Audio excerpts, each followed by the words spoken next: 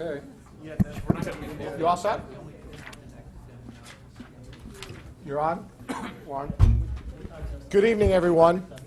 Welcome to night 7 of the Town of Fairfield joint budget hearings between the Board of Selectmen and the Board of Finance. We have an honored guest tonight. It's not often that our relatives join us here at the table, but Mr. Brockfeld's daughter, Molly, decided to come, so we are going to embarrass her and just ensure that no one else ever comes back. So, Molly, would you come on up, Molly Brockfeld, and lead us in the Pledge of Allegiance, please? Yeah. Come on up here. We don't bite, don't worry. I don't know what your father's told you, but stay away from this side. Right there is right. Go ahead, let's get started. I pledge allegiance to the flag of the United States of America and to the republic for which it stands, one nation, under God, indivisible, with liberty and justice for all. Thank you, everyone. And Molly, that was extremely unfair, but thank you. And you should know the only reason I did that is your dad speaks so highly of you so often, so it's nice to finally get a chance to meet you. Yes, Mr. Tetra. For who? I'm sorry, I didn't hear. We did. We did. Thank you, Mr. Tetra. Okay, this evening, we have the administrative and general departments for the town, and it's in a question and answer format. And we have the Board of Selectmen, the Town Clerk, the Registrar of Voters, Zoning Board of Appeals, Town Planning and Zoning, the Probate Court, the Historic District Commission, Conservation, Shellfish, Legal Services, Miscellaneous Contingencies, Community and Economic Development, and the Harbor Management Commission this evening. So hope springs eternal that this will not be a 4-hour meeting, but we'll see. Before I turn it over and ask Mr. Tetro to present for the Board of Selectmen, does anybody have any comments before we get started on this part? Any items? One note, we did discuss the potential of moving our vote at the end of this budget from April 2nd, where it is presently scheduled, to April 4th, which was our regularly scheduled monthly meeting. I did not hear back from anybody regarding that, except one person who actually has prior commitments on April 4th. So being that we did not hear back from anybody, we're going to keep it to April 2nd for our voting night, which will be a day after the Board of Selectmen. So a little bit tight, but we'll move in that direction, okay? Any other questions? Mr. Tetra, welcome, and we're on page 47 of our budget books with the First Selectman's Office. So if you'd like to speak to this budget. Thank you, Mr. Chair. Just one correction, I guess, in the explanation ahead of time. I just wanted to, in the last line on budget summary, it does say that the increase is due primarily to an increase in salaries, which is correct. It does attribute that to votes by the Board of Finance, which is not correct. So I think if you just put a period in that line after selectmen, that would be a more accurate description of what is taking place. Thank you, Mr. Tetra. Okay, so the budget is now before us on pages 48 and 49. Do you have any questions or comments on this budget? Okay, it's going from an approved last year $573,000 rounded to $598,000. So we quickly scan it.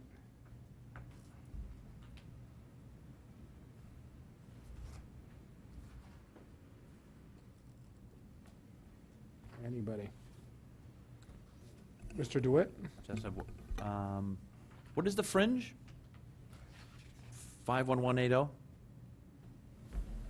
I'm going to defer that to Linda.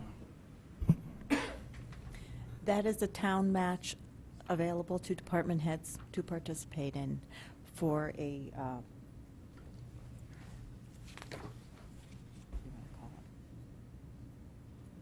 Sorry? it's a pre-tax retirement contribution. I don't want to call it retirement contribution that the town matches that department heads can participate in. And this one would be, as department head, it's for the First Selectman? That's correct. And this is, Actually, now that you have 2 department heads, that has increased, 2 department heads that are eligible to participate in the program. How do we have 2 department heads? In this budget? Yes. Who's the other one? The chief of staff and the Is first it department selectman. head? It's always been granted department head status with respect to this particular benefit. And for work attendance bonuses as well? We can get there in the follow-up document, but in the follow-up documents, I know, I saw it, that's why I'm asking. yeah, in the 2005 department head summary, it does list out the $1,000 town contribution. any other questions? I don't remember Mrs. seeing Gardner, it. can you get us a little bit more detail, a brief description of its deferred comp?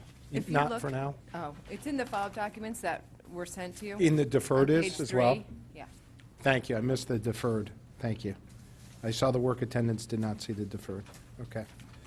Any other, what is the educational and memberships? That's going up by about $7,000. What is that? Or actually, it's not, it's staying It's flat not, with that prior stayed the year. same. What is that for? I think that's primarily CCM and U.S. Conference of Mayors, but I'll let Linda provide more detail on that. What's the CCM? No, what's, what's the amount? I know what it is, thanks. Almost 38,000 So 38K of that is CCM, dues, CCM dues for the town to belong. and 6K is for the Conference for Mayors. Yes. That's down in DC, Mr. Tetra? The Conference of Mayors actually has 2 meetings a year. The most recent one was down in D.C., correct? Okay. The CCM, what do we get for the 38,000, just so we're clear? They're a tremendous resource in terms of both the First Selectman's Office, Human Resources, and Finance. When trying to, there are 2 levels. One is they're a great resource for information in terms of what's taken place in the state on different programs, specifically most recently in terms of what's taken place with the governor's budget proposals, what positions they take on it, and what is likely to transpire out of that to give us some intelligence in terms of what to expect. They are also the primary lobbying group for municipalities throughout the state up in Hartford. So hopefully they will do their job and help us with the proposed auto tax removal. Okay, thank you. Is there any other questions, comments on this? Mr. Walsh? I got a question. In regards to the work attendance bonus, Mike, you get that and Mr. Mayor gets that? I'm going to have to ask Linda who qualifies for that. Who is under the, it would be anybody treated as a mid-manager or anybody treated as a department head, I believe. That's correct. Yes, you would qualify as a department head. So Mr. Mayor and Mr. As Tetra. the chief of staff and the first selectman, yes. Okay, Mike, you said last meeting that you were trying to get rid of that in the contracts. Why wouldn't you just get rid of it now for you and Mr. Mayor or the chief of staff to try to set a leadership position on this issue? Yeah, I think that the answer's simple. One is that a number of these things were in place when I got here, and it's going through cleaning up some of these. We have been expecting the mid-manager's contract potentially get resolved. Yeah, whether it does or not, I've asked Human Resources to take a look at the department head benefits, and we'll go back and get a number of these, what I'm going to call glitches, cleaned up by the end of the year. So are you saying that we can get this taken out of this budget, the work attendance bonus? If you like, yes. Okay. Any other questions, Mr. DeWitt? Just to follow up on Mr. Walsh's question. Mr. Tetro, you stated this was in place when you took office, but your predecessor nor his chief of staff ever took a work attendance bonus in the data we were given. That would be based on qualification, that the fact that they never took a sick day. If they took a sick day, they would not have qualified. Oh, that's the qualifier, is sick day. So we have a lot of department heads that don't take sick days. A year, over a year, over a year. Oh, okay. Any other questions, Mr. Walsh? Mr. Tetra, just to follow up on my continuing conversations to almost every department head, I find this budget that you've presented unaffordable to the taxpayer, so I'm going to be looking ways to cut the budget. So the question is, if we were to cut your budget, what would be the first areas that you would cut? I think simply, with any of the smaller departments, that's certainly going to be a challenge in terms of just both the limited personnel and limited costs outside of that. Certainly looking at something, possibly making an adjustment on the CCM dues and looking at dropping out of that, or dropping out of that every other year. So we put half in this year and half next year, and use it that way would be the first thing I would look at. Okay. Let me ask you about another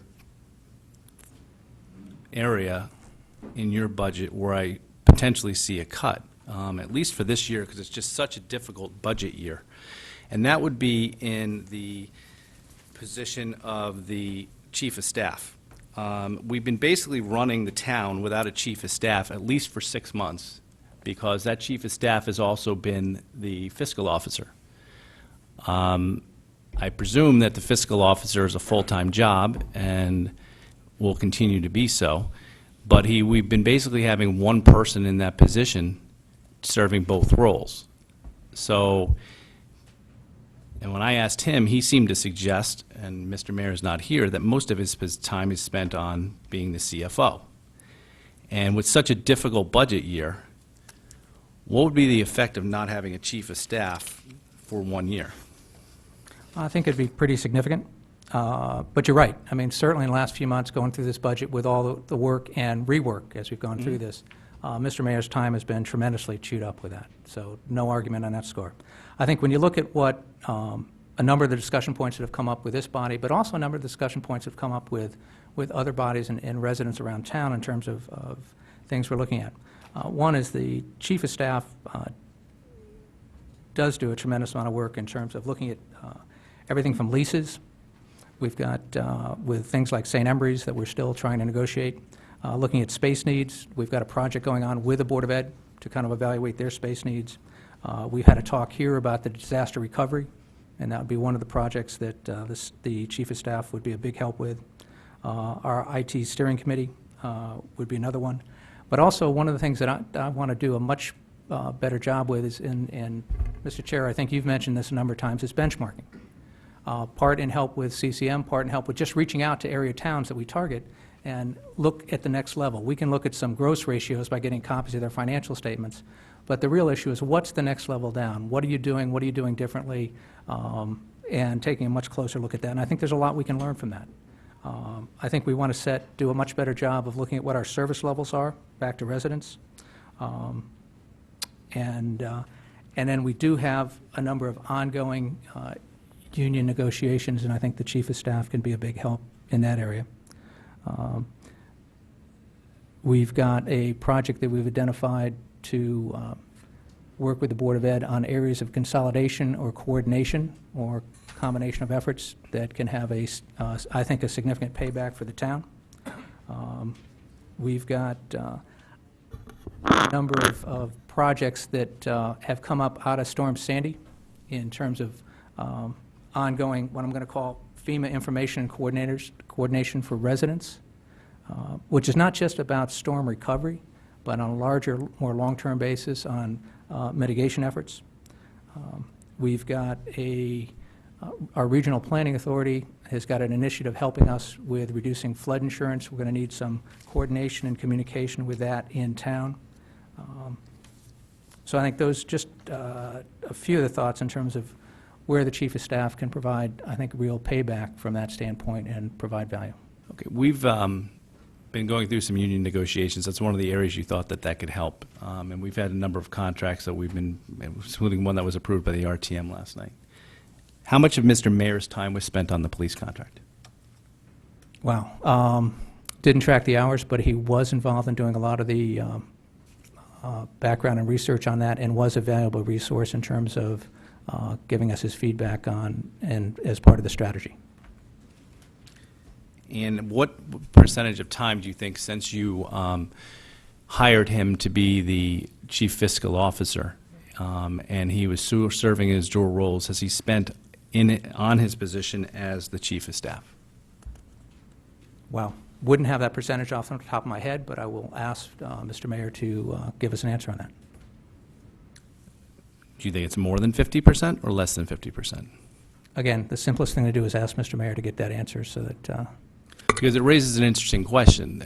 While I understand there may be a need in some of the functions you said, the town, unless you tell me differently, it seems to be running pretty smoothly the way it's been running. So it raises the question of whether we could have a part-time chief of staff and also a part-time chief fiscal officer, and just keep either him or someone else in that dual role, and save ourselves probably well over $100,000.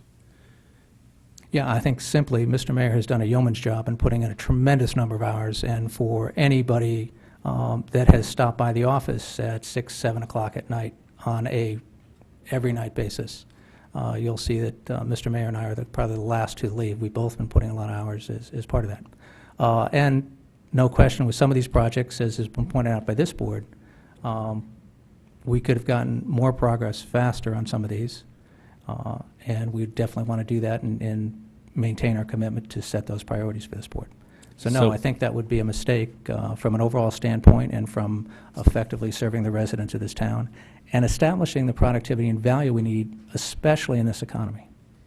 So by having him serve in both roles, you've seen that it's actually hurt the town by not being able to get to certain things. There are certain things that we haven't been able to get to, no question. Early on we were, but certainly when we got into this budget and looking at some of the issues here and the rework we've been doing to, as you pointed out, make sure we're doing everything we can to get that number increase down. Yes, that's taken a lot of hours, both during the week and on weekends. Can I request that your office prepare some type of feedback from us if we were to cut that role, or if I was to make a motion to do that? What lines would we save on, and what would be the total savings if there was not a chief of staff? And the other question I have is, if, say, we weren't going to have a chief of staff, would we still need the 2 administrative people? Well, there's a deputy chief of staff, correct? Yeah, I'd say that their workload would go up considerably if that were the case. Okay. So there'd be no savings by having them, say, answer the telephone for the department, correct? Is that what you're saying? Not sure I understand that question. We basically do answer the phone for our department right now. Okay, so there's no phone person out in the front anymore? Is that correct? Temporarily, we don't have that person, but we will. And is there anybody budgeted in for the position? Correct, yes, there is. Okay. So we potentially could save if the deputy chief of staff and the administrative assistant to the selectman, is that the role you were talking about that is right outside Mr. Mayor's office now? Could answer the telephone. When you say answer the telephone, I'm not sure, everybody in the office will pick up the phone when it rings, so you got to help me out on what Okay. you're, I where you're guess, going. why don't you explain to me what the roles of the administrative people are? Do we have the deputy chief of staff, correct? Yes. She reports to Mr. Mayor? No, in fact, that's, the deputy chief of staff reports to me. Okay.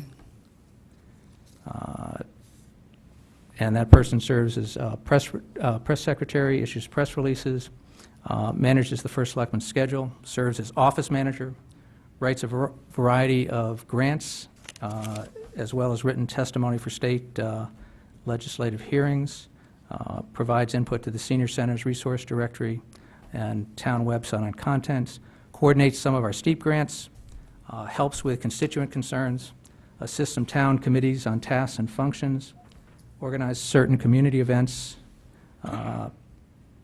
and in some cases will represent the first selectman at various meetings. Okay, then there's an administrative assistant to the selectman, which is, who is that, the name on that role? Kathleen Griffin, Okay. And who does she report to? between Mr. Mayor and myself.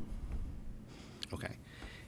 And then there's going to be a secretary of the first selectman, and that's the role that's right as the door when you enter your department, is that correct? Correct. And that's the role where we currently don't have anybody, but you will be filling it? Correct. And what is that role to do?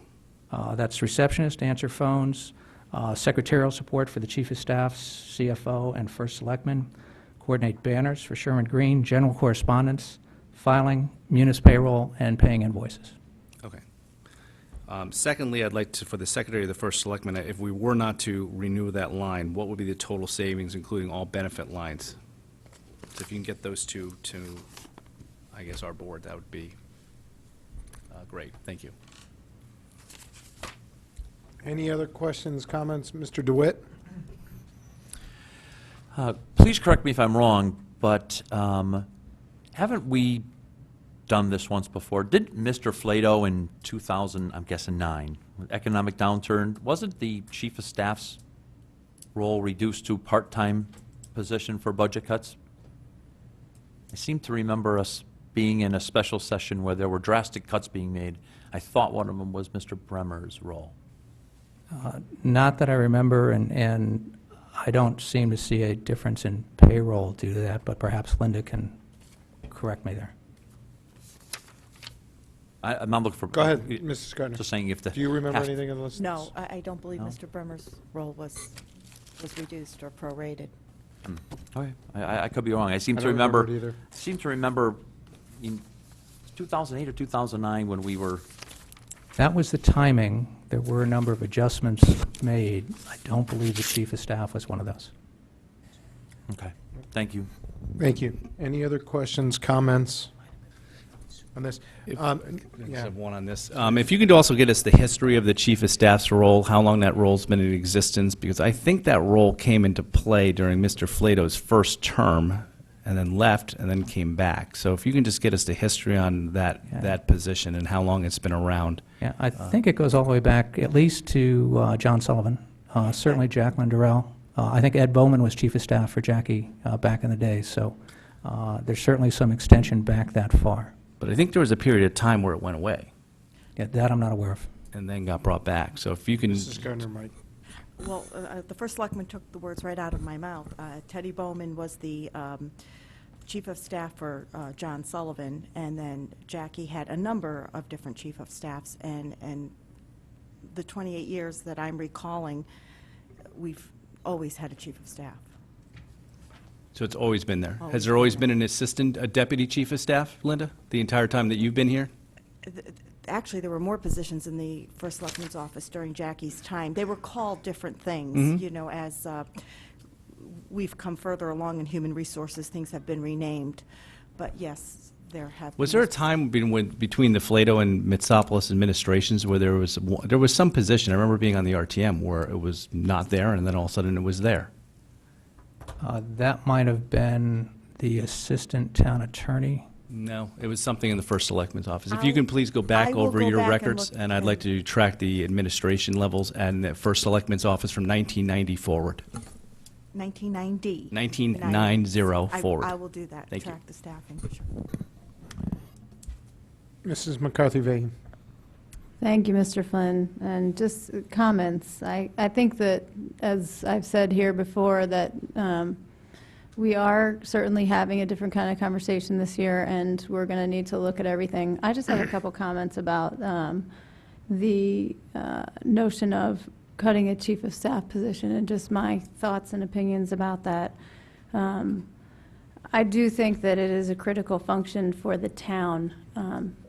And I think it's important to note that it's a function for the town and for the departments, not just for the first selectman or the first selectman's office. I think one of the things that I would hope that any chief of staff, whoever that person may be, would do would be to look at innovations and efficiencies that we can achieve, that would be a person who would work on interdepartmental coordination and communication so that we could actually have groups work together more efficiently and effectively, who would support the first selectman in leadership and visioning, and who would also work with project coordination and advocacy. Just a note in terms of my own experience, I don't have an office and I have kids at home, so I often spend time sitting at a desk that's currently vacant in the first selectman's office, just as a practical matter, a place to prepare and call constituents, et cetera. And my experience has been that the folks who are working in the office right now are pretty well inundated in terms of workload, and currently are, from a practical standpoint, my experience has also been that everyone there is answering the phone. So I think that it is, we'll have all these conversations, but particularly when it comes to some of those functions are the coordinating functions, or should be the coordinating functions for our government. And I think we really need to have a serious conversation if we're going to look at not having a chief of staff. Were you done, Mrs. McCarthy? This is still on the Chief of Staff. The question I have is it safe to assume it's going to be somebody new?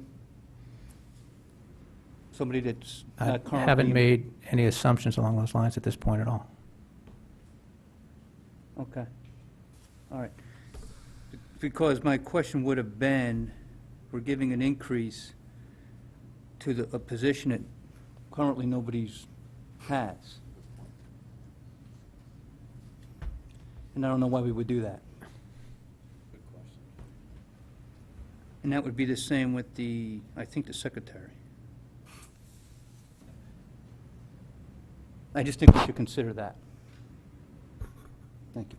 Thank you, Mr. Brown. Any other comments? Mr. Walsh? To follow up to Ms. McCarthy-Vahey's comments, and I think we are having that discussion now. I mean, I think we're having that discussion across departments about how we are going to try to manage this budget and a tax increase that, to me, is not sustainable at 6.4%. So the only way that I see of really driving the number, I think we all agree, is that it's going to involve headcount. There's no easy fix here. I mean, it gets down to headcount, and it also gets down to services that are supplied to the town, and one of those services is the chief of staff. And I understand that. But when I look at the services that have to be affected, I've got to, in my head, when I'm deliberating on this, have to balance those things about, if we're going to affect headcount, which headcounts do you balance? Which services do we have to curtail? And it's a tough balancing act, but it's something we have to explore, and that's why I'm exploring this number, because it's definitely a position that I think the first selectman has actually put into play, because we've had someone serving in a dual function, and I don't see that the services to the town have really been affected. I think that the finance department seems to, at least from all outside purposes and asking them questions, seems to be running along pretty well. And I also see the first selectman's office. I don't see people complaining to me that they're not getting their questions answered or the services they want supplied. So it's definitely something that, it's been an experiment. I didn't think it would be a great experiment, but to me, when I look at what has happened over the last, I have 6 months of experience on it. We seem to be running pretty well, versus me cutting somebody else from a department where it might drastically have an effect on the services that we're supplying to town. So I think we are having that conversation, and we're going to have to make decisions based on it if we have any hope of reducing this from a 6.4% increase, rounded 6.38, down. So I think it's just a conversation we all have to have, and I've been asking all the department heads, but this is definitely an area where I see that maybe we can get some bang for the buck, and since we've had a 6-month experiment on it. Thank you, Mr. Walsh. I'm going to go to Mr. Brockfeld only because he's been waiting patiently, unless this is off topic. No, it's on topic, but... Okay, and then I'll go to Mr. Tetro and then Ms. McCarthy-Vahey, because I want to try to keep it. Actually, I just wanted to respond to what Mr. Walsh said, because I'm as sympathetic as anybody at the table to trying to see what we can do about our tax increase.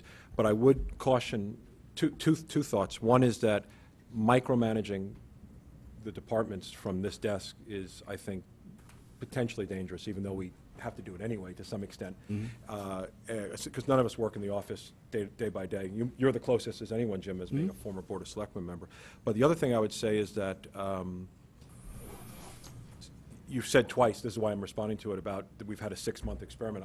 From business experience and also here, I think it's very scary, dangerous to try and extrapolate 6 months of experience forward, right? I mean, Kobe Bryant is out with an injury for the Lakers right now, for those who are basketball fans, and they're winning games. You know, I don't think anybody thinks the Lakers are a better team without Kobe Bryant, but, you know, teams can adapt and manage for short periods of time, just like I'm sure the office is, right, currently managing and probably putting things on the back burner that aren't being done. I think that's what I heard Mike saying, is that there are projects that are being ignored that may be necessary for the town. So I'm not actually arguing against what you're saying, but I'm just saying, A, I'm not sure we're equipped to make those decisions in such a micro fashion, and B, that just because they're doing well, I mean, in a way, it's a compliment to what they're doing. I mean, you wouldn't expect them to purposely do poorly in order to get an extra person.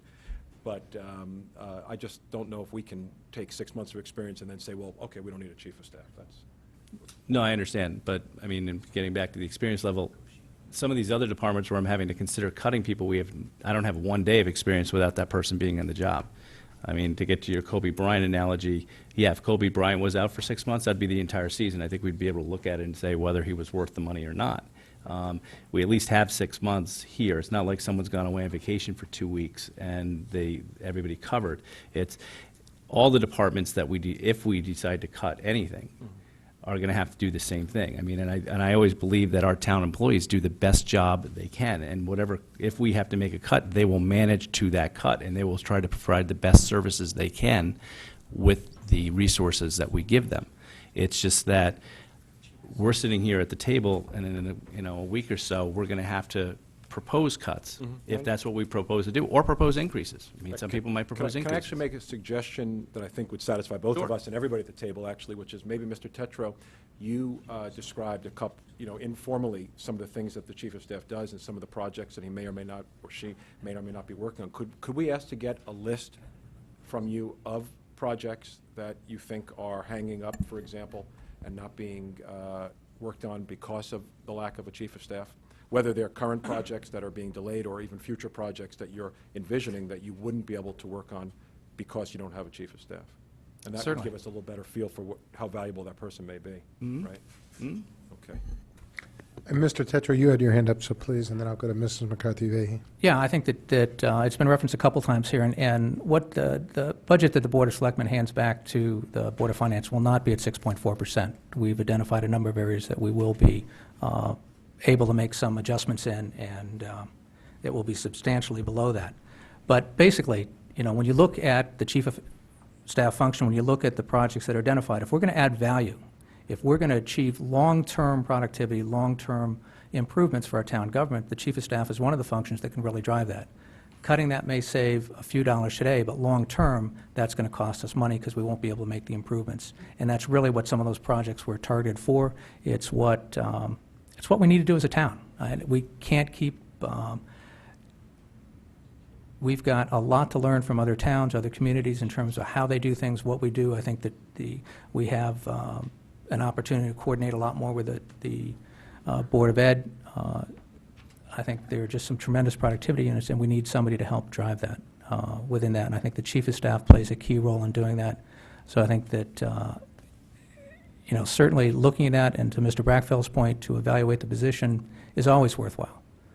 But I think that in the final analysis, that position can be just way too important. And we can survive that for 6 months by delaying some things. We can survive that for 6 months by putting in a lot of extra hours, but those hours are not always sustainable. Thank you, Mr. Tetra. I'm going to go to Mrs. McCarthy-Vehy. Thank you, Mr. Chairman. I'm very clear about the position that has been stated here in terms of what the budget is proposed. And Mr. Walsh, you've been clear, and I've heard clearly from a number of residents as well. And I hear that. And I want to reiterate that I agree that we have to, I appreciate the honesty of the conversation, because the reality is any kind of significant cuts to this budget, other than some of the adjustments that are going to occur as we find out better numbers and we learn more, I think later this week, as we had heard last meeting, that it will involve headcount, meaning that people are going to lose their jobs and services are going to be impacted if we have significant cuts in this budget. My position is very clearly that that position, and the idea I didn't add to having a part-time CFO for this organization, this town, this community, I do not think is a good idea for the town in the long term. I think back to Mr. Brackfeld's point, certainly our town employees do, and you've experienced this in so many ways. We had this building conversation the other day. People absolutely do whatever they have to make it work. But there is an impact, and I do not see this position, which is one which is in a central role and is in a hub role. I think that's not the best place to cut. And just, again, in part, I'm having this conversation now because I realize that as we go through the departments together, and it's occurred to me throughout this process that we review, we ask questions, but we don't necessarily have this kind of dialogue with each other. We then go back separately as our board and have that conversation. You do separately. So I appreciate the chance to have the dialogue here today. Thank you. Thank you, Mrs. McCarthy. I'm going to go to Mrs. Albin. On a slightly different point, I want to add to Mr. Brown's comments with regard to salaries when you may be hiring someone new into the position. I commented at our last meeting on that subject, and so that the point isn't lost, Mr. Brown, I'd just like to add, I do think it's important where we can to save when we hire in these new positions, to reset the salary and to not add an increase to that salary when we bring that new person in. We should be bringing that person in at the highest salary of the person who left the position or slightly below. It's an opportunity to find savings as you go forward, something I have a lot of practice in doing in another job. And there are times, I will note, though, that the kind of position you are filling may require that you have to offer market rates in order to get the right qualified person for the position. I wouldn't say that there are that many positions that we're looking at that require that. There may be a handful of those. So I would just say I agree with Mr. Brown, and I would like to see us work hard to fill these positions at a savings as we initially bring the people in. Thank you, Mrs. Albin. I'm going to go to Mr. Walsh. Kathy, you raised some interesting issues because I have that question in regards to this exact situation as well, because it is going up, and we're probably going to be bringing in someone new if we keep the line position itself. So in other town department head positions, when they've been replaced, and we seem to have a lot of experience in that in recent years, we've had like $25,000 or $30,000 worth of savings. We just had it in the tax collector's office, the assessor's office. I'm not sure which other department heads we've had this with, but we seem to get a savings when we come in, but yet we're budgeting fully for it now. And exactly the same thing happens in the budget that we did for finance with the CFO positions. We basically took Mr. Hiller's salary and we're now adding to it, as opposed to trying to bring a CFO in who might take less. So we're showing our hand with a full base salary plus, without, we know there's going to be someone new in the position. How does that get budgeted? I mean, because we seem to know that we're going to get savings in certain areas in other department heads, but all of a sudden on these positions, they're fully funded with increases. I guess I'm asking either the budget director, the first selectman, or someone else. Do you want to take this, Mr. Tetra? Sure. To Mr. Walsh's point, because we're not sure what the new person would come in or what that is, we've been funding this. It may not have affected, as we did, using the examples you pointed out, we may have not gotten the full benefit of that last year, but we're getting the full benefit of that this year because the person's coming in at the salary budget this year is the salary we're able to hire those folks at. So it's just a question of timing in terms of when you get that and when you make that adjustment. So, Because ahead of time, we may not be sure of exactly what the new person, the background skill set, and what level they'd come in at. so do you think we will be bringing that person in for less money for both these positions? For both the fiscal officer and the chief of staff? Yeah, I'm not ready to make that projection at this point. I've actually had people come up to me and say, this would be a great time to look at, do we increase the salary of the CFO, given the skills and background available. Okay. And just to address something else you said that there is going to be a number of adjustments that is going to significantly reduce this tax increase when the Board of Selectmen gets it.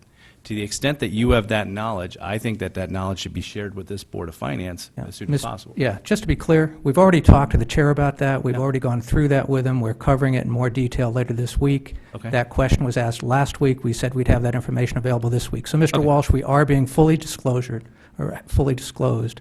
each of those, with the Board of Finance, as soon as that information is available. We've been working on that hard for a number of weeks now, specifically healthcare trends, and certainly the bids on a new healthcare provider. Both items have been identified to this board, I think, multiple times over the last few weeks. Great. We have a meeting set up with the chair to bring him up to speed. And that talk through information that. will be distributed immediately following that. Yeah. That meeting's set for now Thursday. It was originally supposed to be today. It did get delayed because there was some late-breaking information that came into your offices that you requested a couple days to go through. But most assuredly, that information will be shared by myself as soon as I have it through the administration. So, That's greatly appreciated. yeah, I'm going to go to Mr. Stone, and then, Mr. DeWitt, is it on this topic? Okay. Thank you, Mr. Tetra. Mr. Stone? Thank you, Mr. Chairman. As I listen to this whole conversation, you get what you pay for. And sometimes you get someone in a position you can pay him less, sometimes you have to pay him more. When we got the new superintendent of the schools, we ended up paying him much more than the previous superintendent. I don't think, we'll discuss this a little bit more, but I don't think that this chief of staff position should be part-time. I think it's absolutely necessary. I think we probably underpay our first selectman. I mean, any CEO of a company gets a lot more money. And this is a big budget, and it's a big town now, and it has to be run efficiently, and you need good people in it. And to nickel and dime this particular, the first selectman's office, I think is foolhardy. If you want to cut somewhere else, there's plenty of places in the budget that we can cut. And Mr. Walsh, I can't wait to see your cuts, because I'd probably be with you on most of them. I'm going to go to Mr. DeWitt. Just 2 points. One of Mr. Tetro's statement about the CFO. Some people say CFO should be making a higher salary. Well, he is.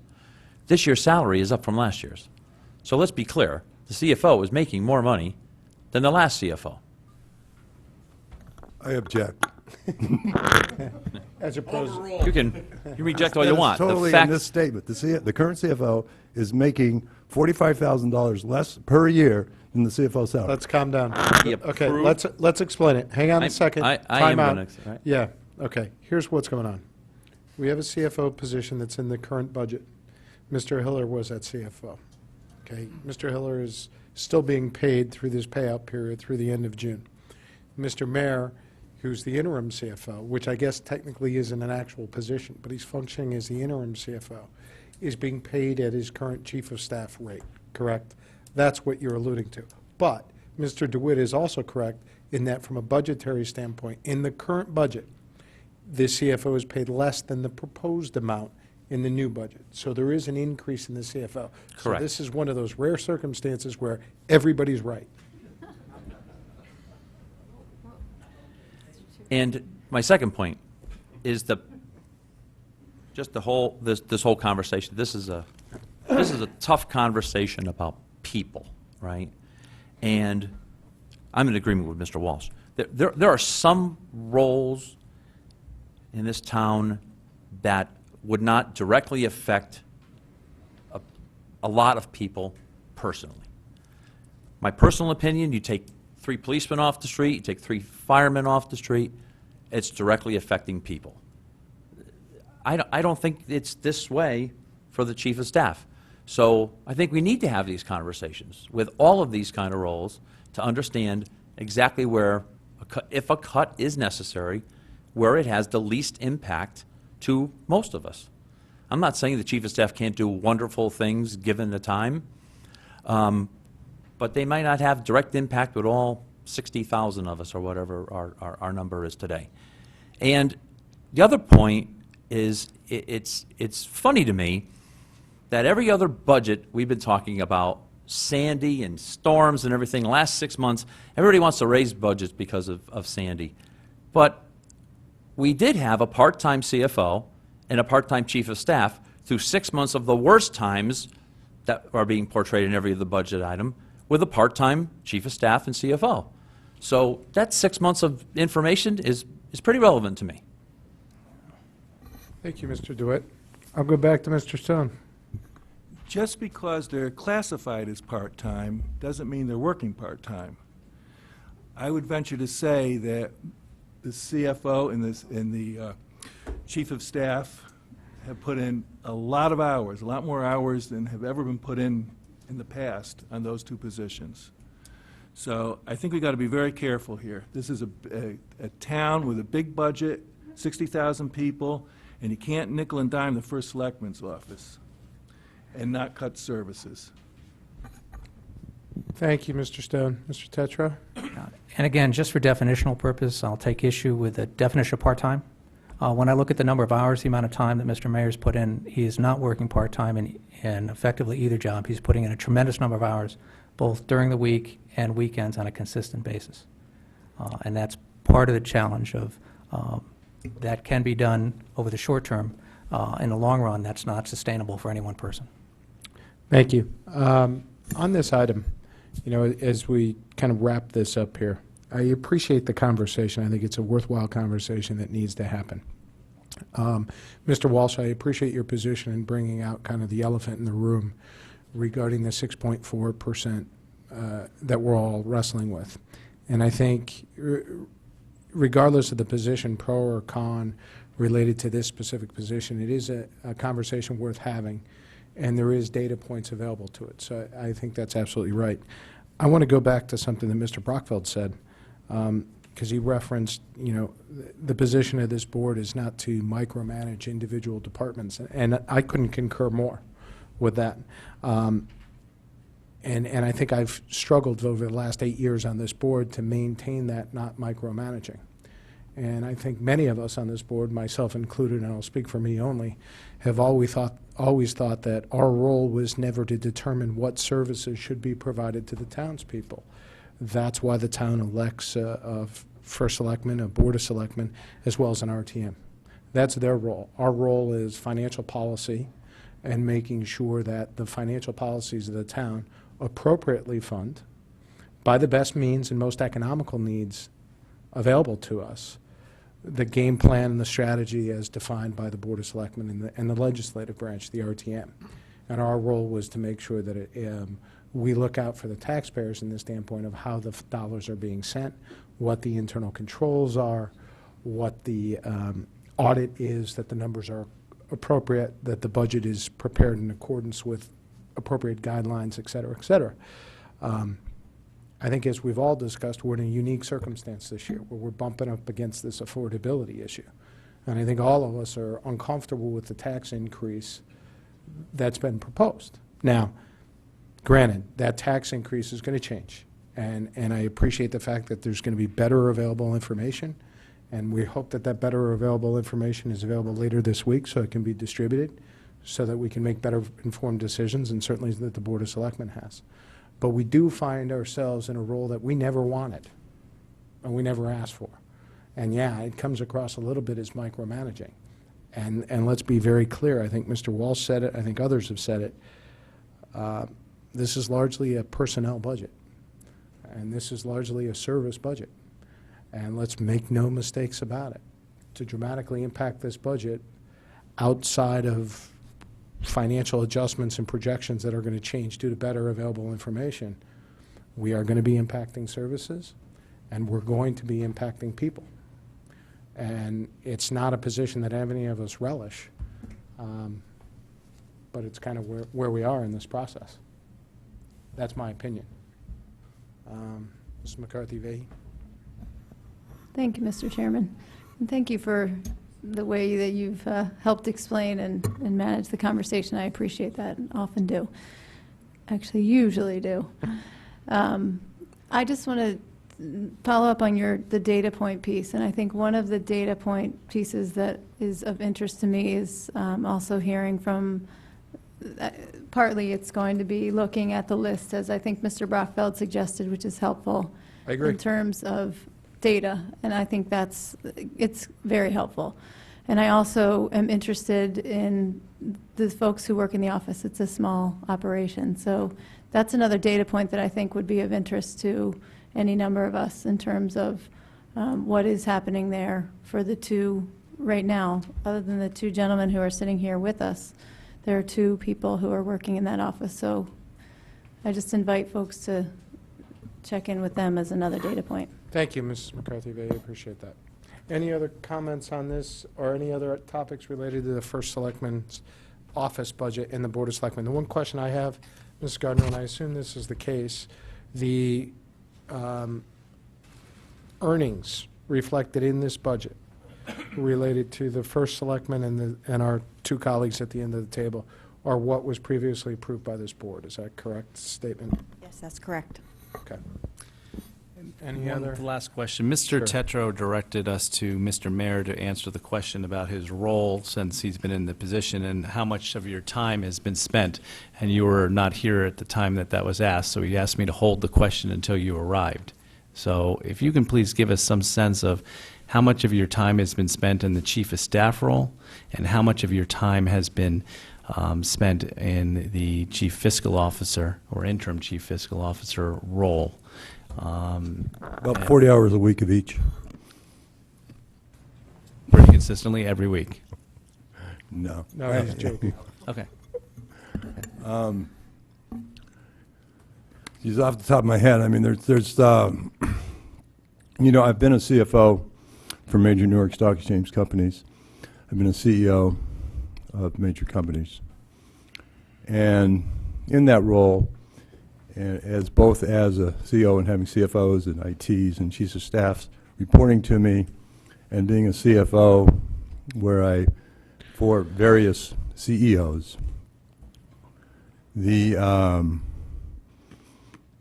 scope of responsibilities can vary and be different. But if you use trying to think, if I was to try to divide the time between what I believe the prior CFO and the prior Chief of Staff and and things that neither of them did amongst those three areas, I would say that I probably spend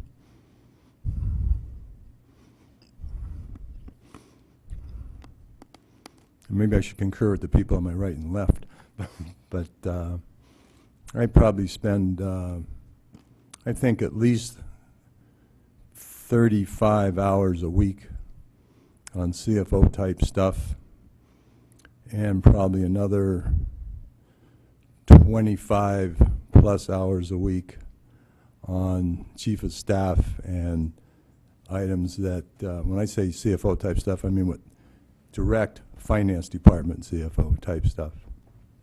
And probably the other time is probably the other 25 to 30 hours probably on items that Mr. Bremer did and also on items that neither participated in. All right.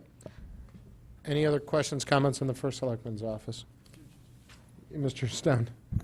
So I'm adding it up, that's 90 hours? No, he said 60 hours. 60 But hours? I probably work, you know, a little more than 6 hours a week currently.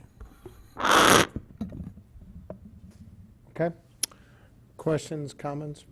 Seeing none, we'll go to the public. Any comments on this? Mr. Lesser?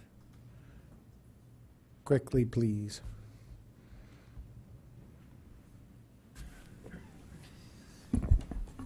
I'm sure I'll be back before you later, but I'm speaking tonight as a private citizen right now, not as the town attorney, although some of my comments are based on my experience as the town attorney. You're sitting here talking about the First Selectman's office and the people that work there. Everybody that works in this town has an important job, but you're talking about the CFO and the Chief of Staff. These are people who are directly responsible for the day-to-day operations of this town. You know, you can have somebody in Public Works, and his job is important, but, you know, these are the people who keep the town running. The town's not managed by the Board of Finance or the RTM or any of the other boards and commissions. The town is managed primarily by the First Selectman and also by the Board of Selectmen, and I think you probably all know that. So when you're talking about cutting these people, you're cutting the heads out of a $280 million organization, although part of that's the Board of Ed. The town side has 500 employees, and you're cutting the top-level management of that town side. I mean, it makes no sense.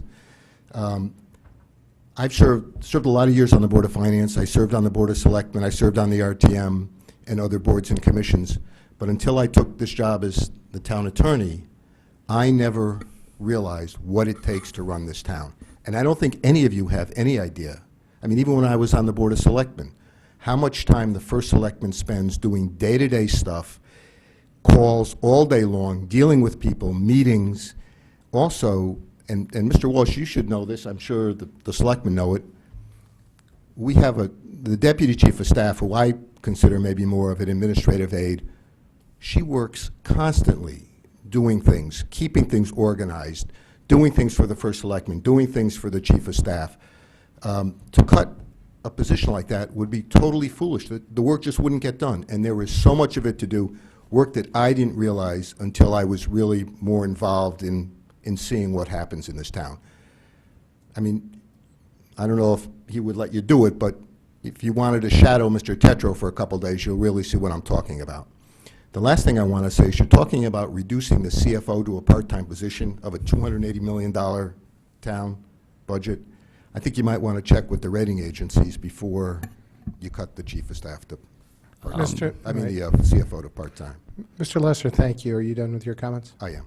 Okay, just because you're town attorney, I'll say one thing. That was my concern 6 months ago. I mean, we've effectively have that now. So I'm not saying I agree with it or don't agree with it, but those same arguments could have been made 6 months ago. And while I appreciate the comments, I don't appreciate the tone. Well, I don't mean anything by my tone. I certainly say this in respect. It's not the first time. Okay. All right? And I appreciate you being here, and I've always respected you for it. And I respect your town service, and I respect your position now. I would expect the same courtesy. You certainly will get it. Thank you. All right. Anybody else? All right. Anybody back to the board? Thank you very much. We're actually going to go on to the town clerk right now, 10:30. Can you take this for a second? I certainly can.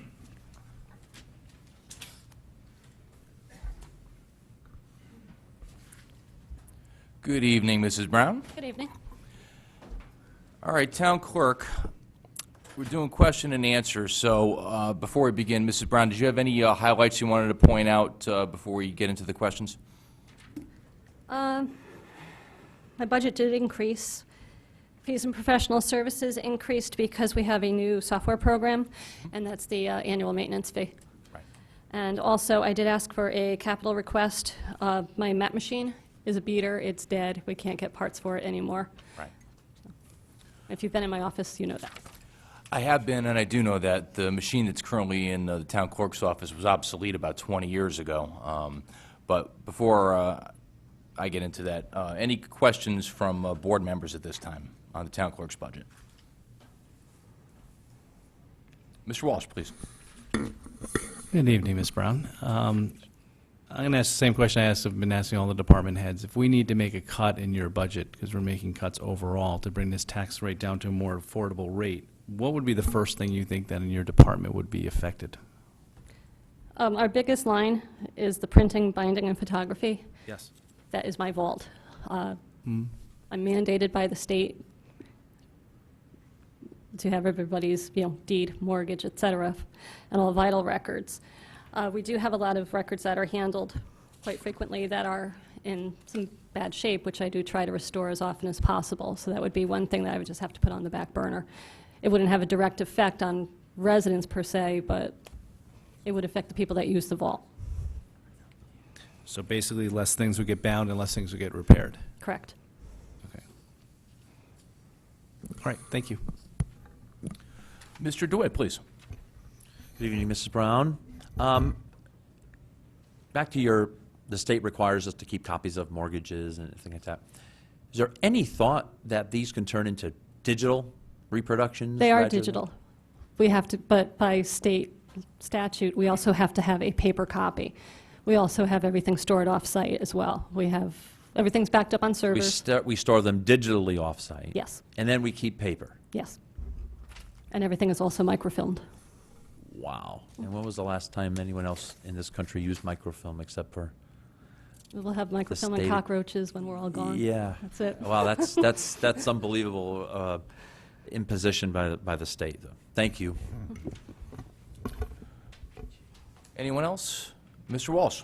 The increase, the 90% increase in regards to fees and professional services, does that have to do with software companies that are assisting Yeah, us? it's the same company that we have the online code on the town website. Yeah. It's that same company. Now we have another enhancement that we're using, and it's just the additional. They've enhanced the code online. They're going to be phasing in a new one, and we've also just purchased another component to software for that.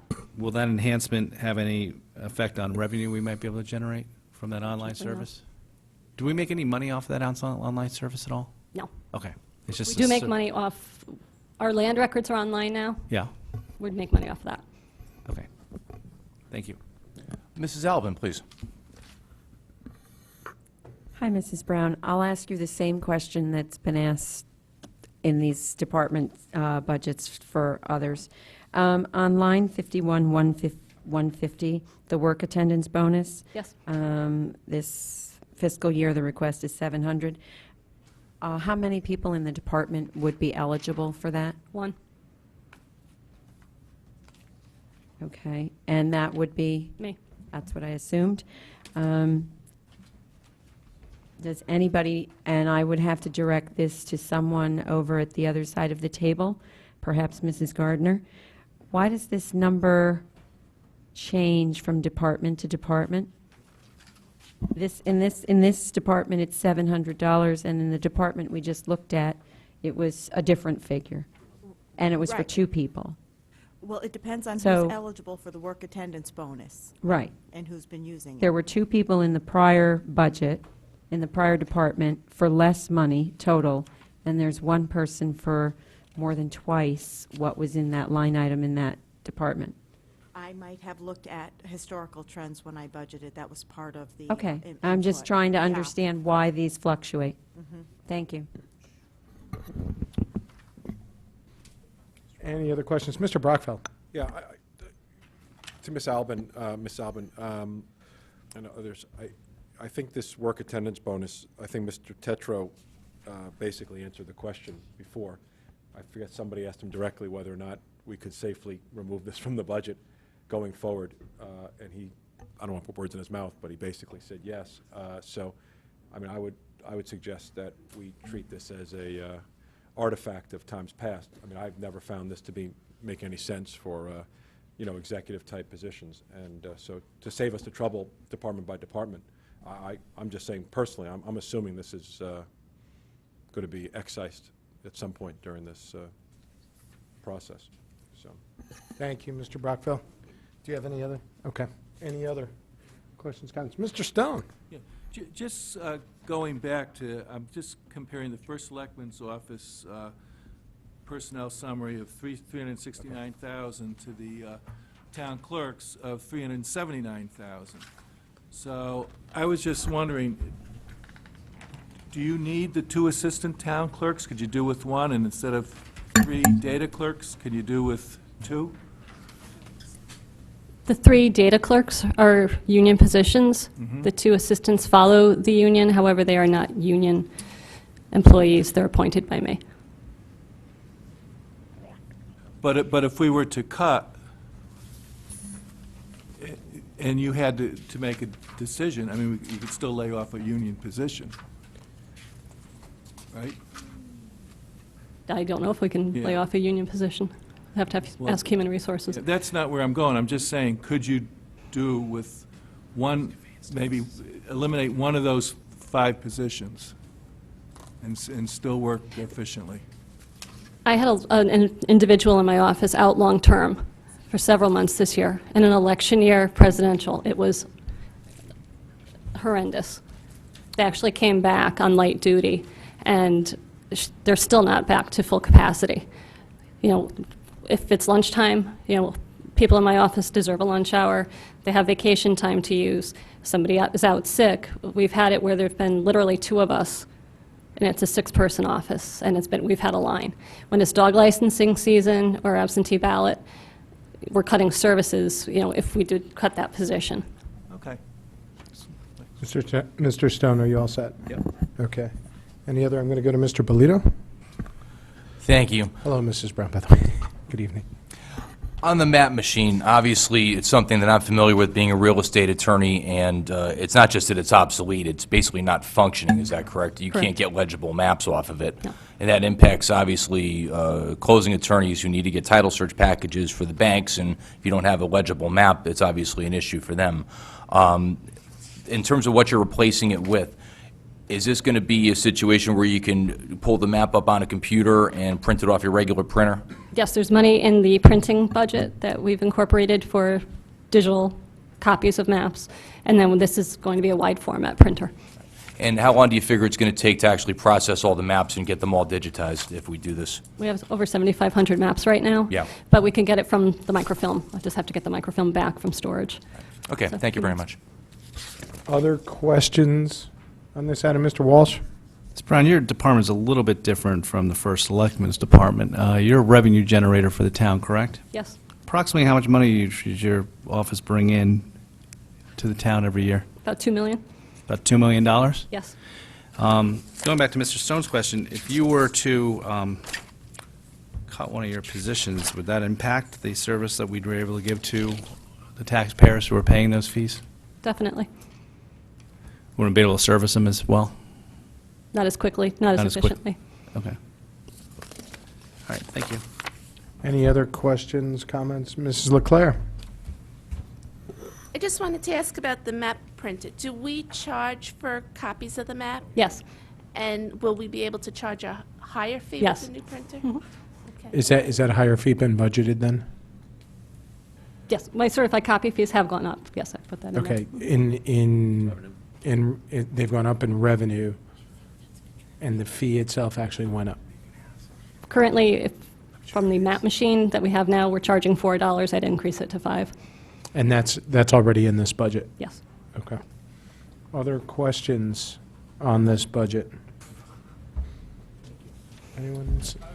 Yeah, Mr. Brockfeld, please. Mr. Brown, I'm only piggybacking a little bit here because Mr. Walsh has, I think to his credit, he's done a great service. If you've been watching or been in any of the meetings, he's been trying to ferret out where we can try and find savings because all of us are getting emails. At least I'm getting them daily. I assume I'm not special from constituents who are concerned. Well, We thank can you. assure you you're not Boy, special. If there's a comedian out there who doesn't want me as the straight man, I find it hard to believe. But anyway, but to be fair, I've always had a little problem with the this question of revenue generators. I'm not being dismissive, but these are jobs that have to be done. It's not like it's not like a bond trader who could really do good at it and make a fortune or lose a fortune. You have to. These are the roles you're prescribed to do. I'm just looking at how you described it.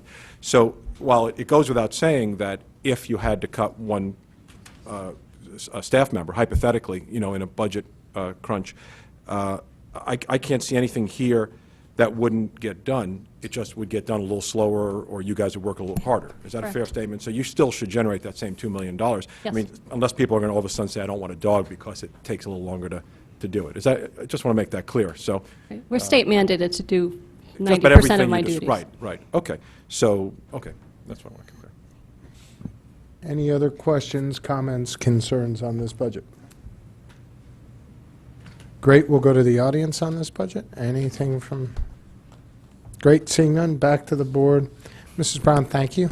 Did you have any questions on my revenue? I didn't know if you were discussing that tonight. or Yeah, not. are there any questions? We did go over revenue once before in this budget. Mr. Mayor, can you give us the page number of the revenue for 22. the town clerk? Thank you very much. Wow, the way 22. Mr. Mayor threw his voice on that was really incredible. And an excellent staff. And 23.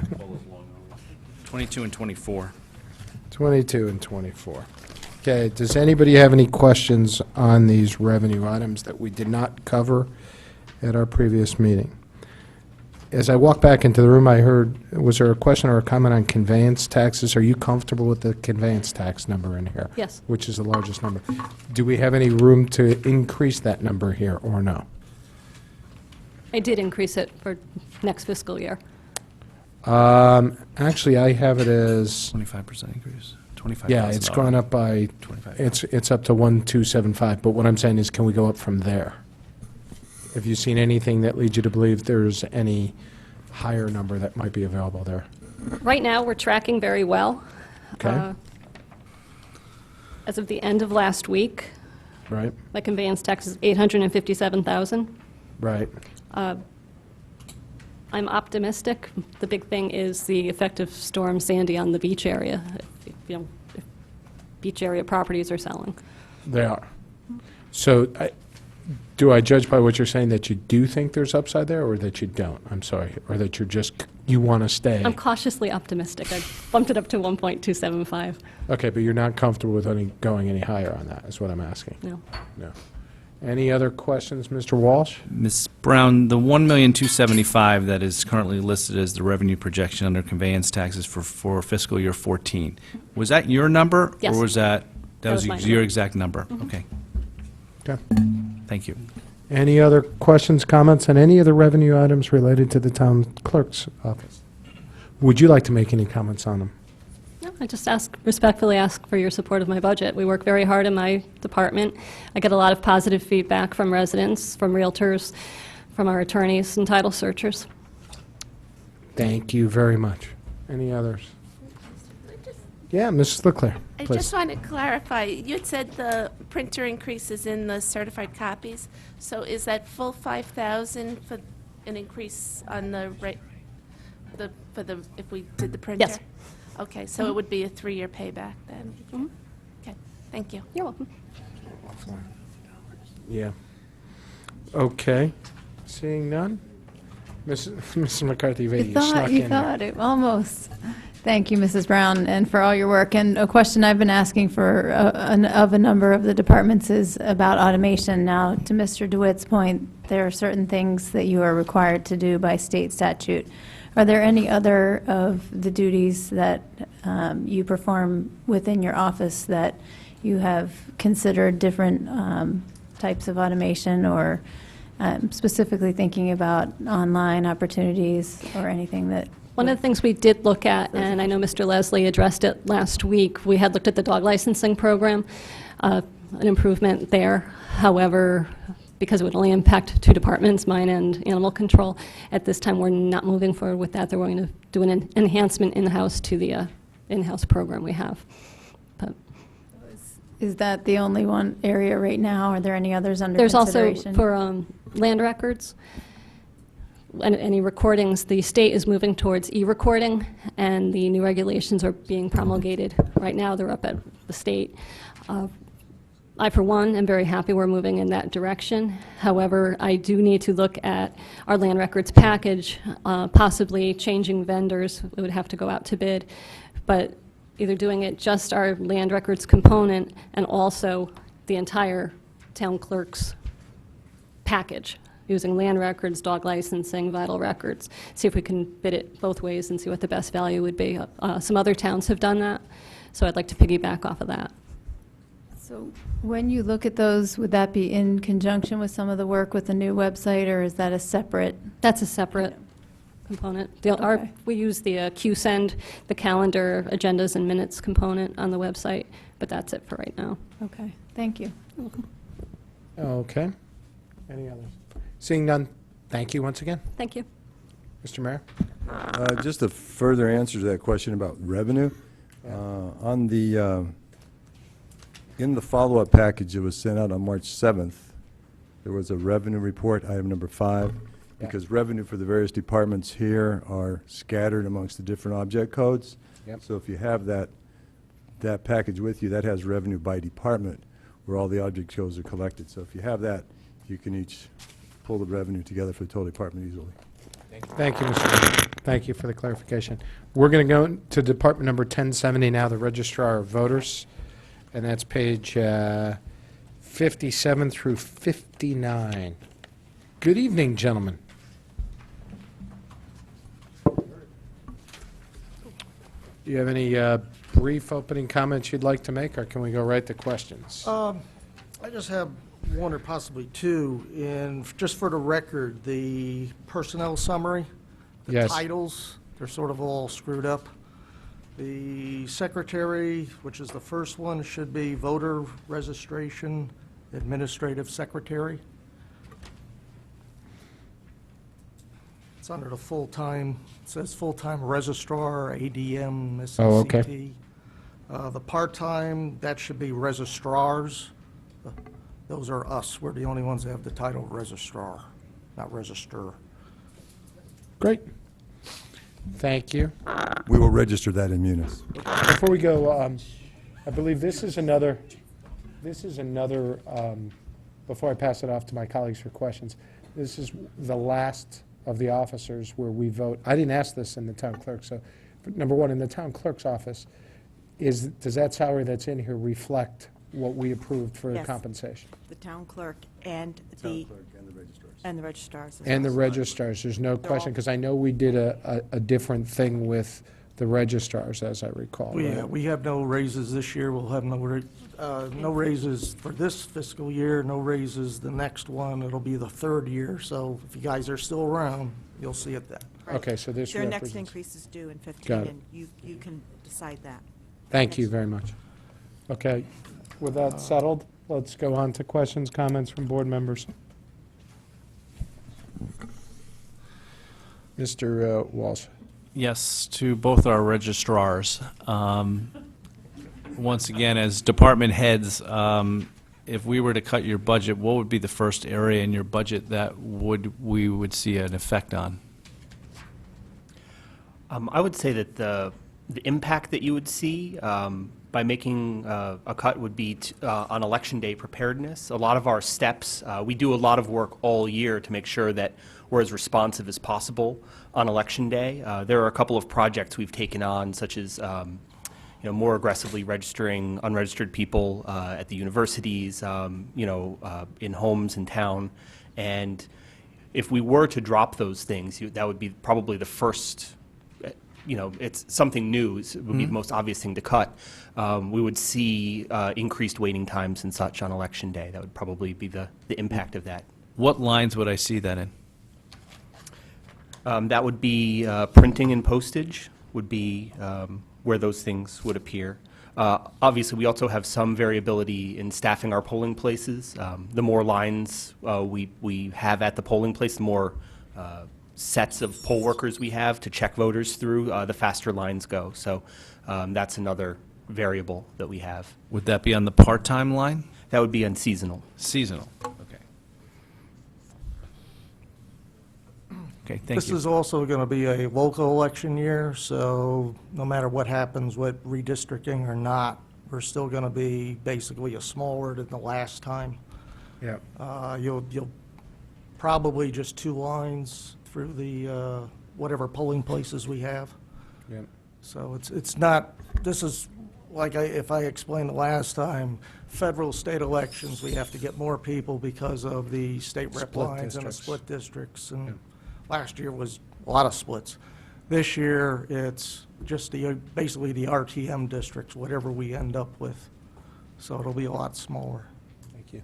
I had a quick couple of questions, if I might. On this year's actuals, I seem to recall last August. We had a primary. We had a primary. Right.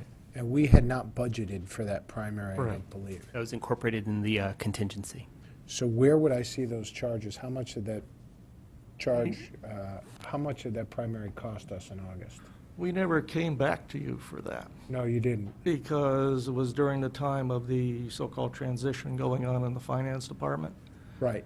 And I had asked the outgoing CFO what to do, and he says, wait till the new CFO comes in. So those charges didn't really go anywhere. As I had thought that Munis supposedly was supposed to put the brakes on things if you didn't have any money in it. And I figure as soon as we ran out, we'll deal with it. We're still going, apparently. So I don't know what's going on. I have those charges, so, you know. Yeah, Munis would not prevent payroll from ever getting paid. That's just Sure. the first Well, this rule of is thumb. like But I know those are your printing and all the part-time, other right? ones. We're As long as your overage. budget roll-up codes are not over budget, Yeah, then it'll let you put your requisition in. yeah. In terms of the money that was spent, it's sitting in your budget now as an actual cost, which would reflect it higher than what your budget was, Yeah. because nothing's been transferred in from contingency through the RTM. Could we see what those amounts are? I don't remember flagging this. It just dawned on me when I saw these gentlemen walk up. Can we see what they are year-to-date? I mean, what those costs were, that primary? Because I do remember you guys being concerned about it when you came before us last year. Fair that we follow up on those items? It was approximately 30,000, but we've worked on the numbers. in- $30,000. For two primaries, that was the general number, but we have the specific numbers in office. I just find it hard to believe that that hasn't popped already in the budget versus actual reports to date. It's usually anything that was dated like August 17, 16, stuff like that. Yeah. 30,000 wouldn't trigger anything in terms of the overall summary. Understand. But I'm sure that if we looked at his budget right now, it would be, Yeah, that's maybe, depending on what his spending is in the other accounts. It Right. could or could not be over budget at this point. But did you guys know that that's got to come out of the contingency? You guys are aware of that right now? Yeah, I believe that was the discussion during last year's budget approval process. I It believe that- absolutely was. I just wanted to know if we knew what that number was, and we knew that's got to be trued up.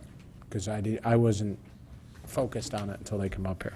Yeah, I think that is, I'm thinking 15,000 per primary is roughly what you estimated last year at this time. Yeah. A little bit less, I think. Mr. I Chairman. thought it was less, yeah. Yeah. Mr. Duett? The budget expenditures I have, they're nowhere near 30,000 over. In fact, with the puts and takes, it looks like you're kind of under. I mean, you're over on overtime earnings by 3,000, Yeah. and seasonal payroll's over by $12,000. But you're under running other things, so. And that's poll workers primarily, Yeah, seasonal. that's what it was.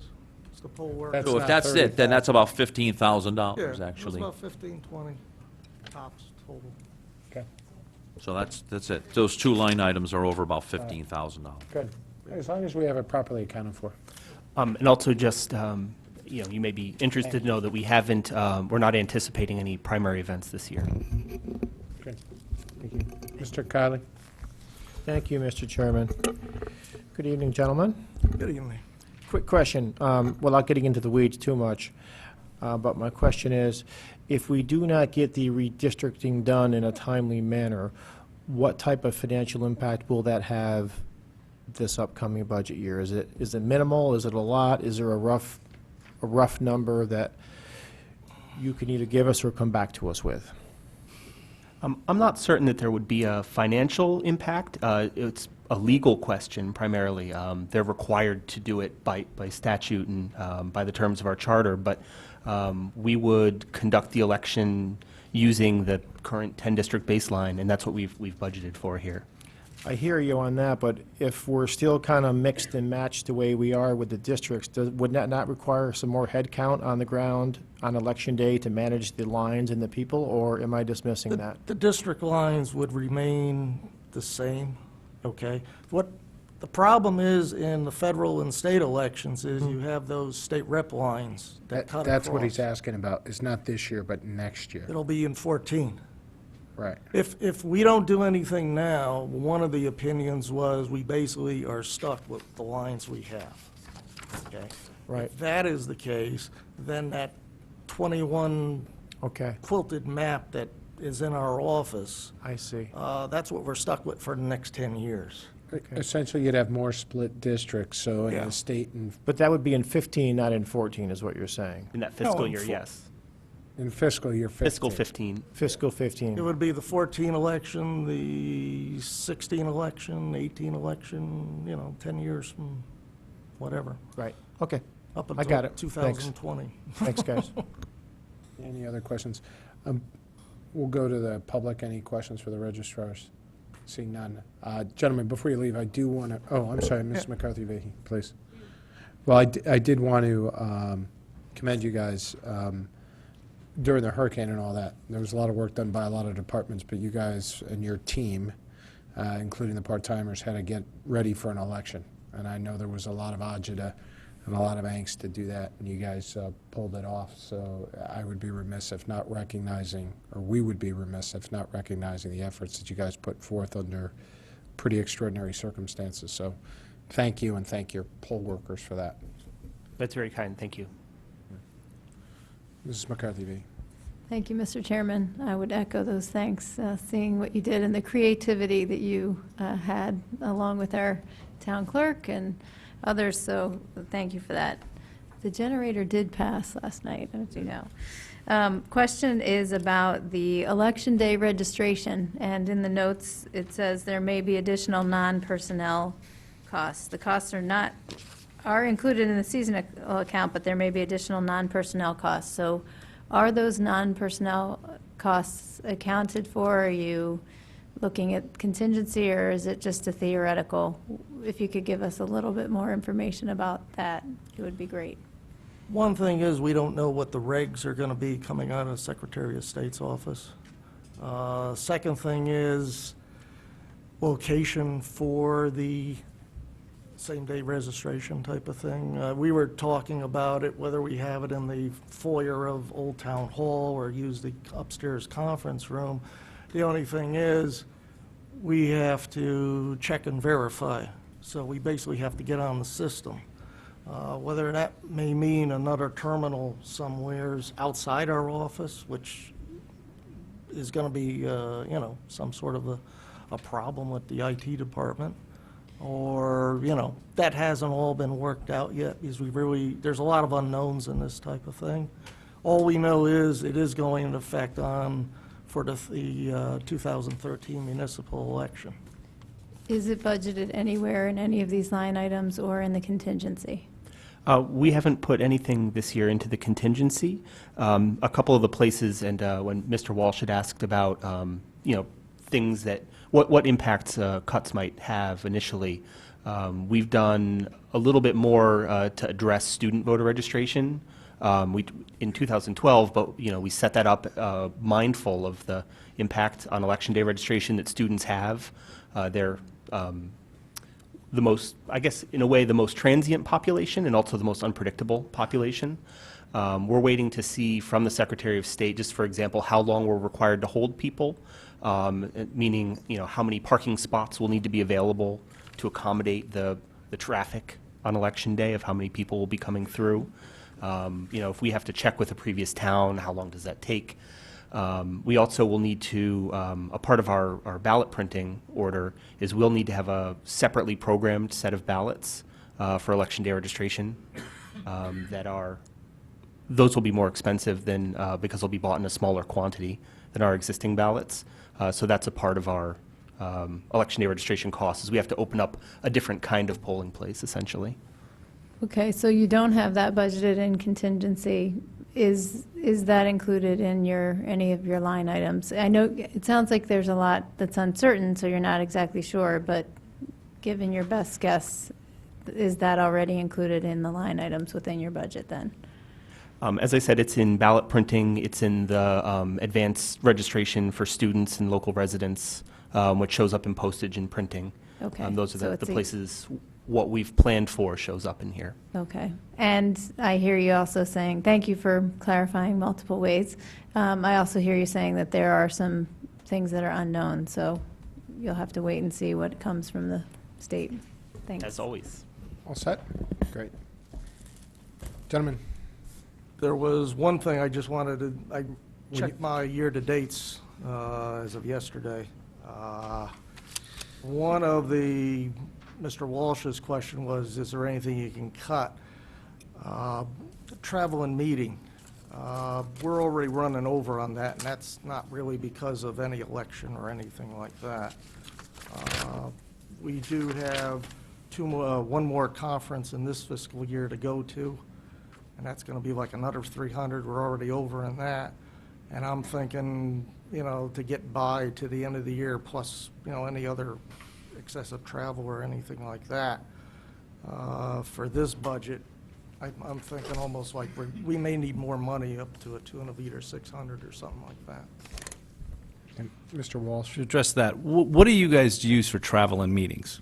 Explain that to me. We go to 2 conferences, which is the ROVAC / Secretary of State's conference. It's our professional association. It's our professional association. By statute, the Secretary of State's supposed to train the registrars.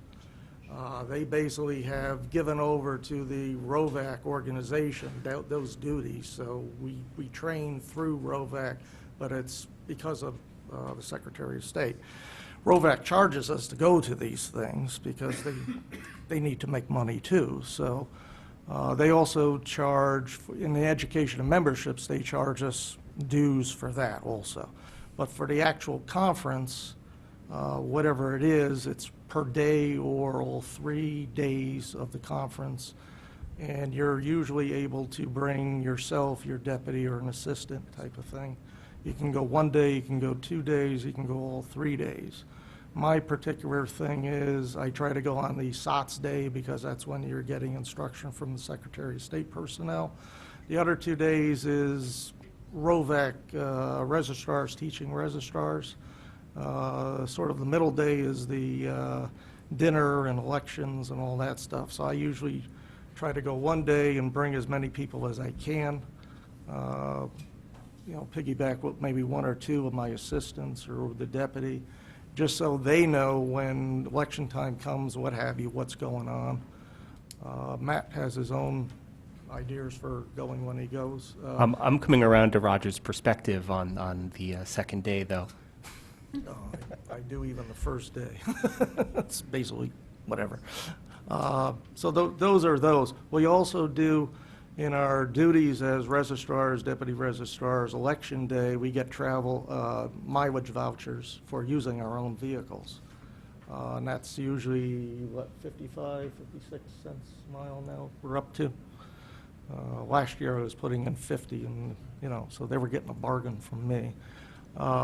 That's what it is. So it's either mileage or the few conferences. We also go to, sometimes there are ROVAC committee meetings or county meetings we have to go to using our own car. Sometimes, I don't usually do that because I'm usually rushing to get out in my car and I go. So I don't keep track of that much. And that's why what I'm looking at is I only go to maybe I only belong to one committee. It's the legislation committee. The way things are going, it's already been sort of predetermined what goes on, so I don't run off to those meetings a lot. Matt is into the technology committees and what have you, and he's going up to Hartford.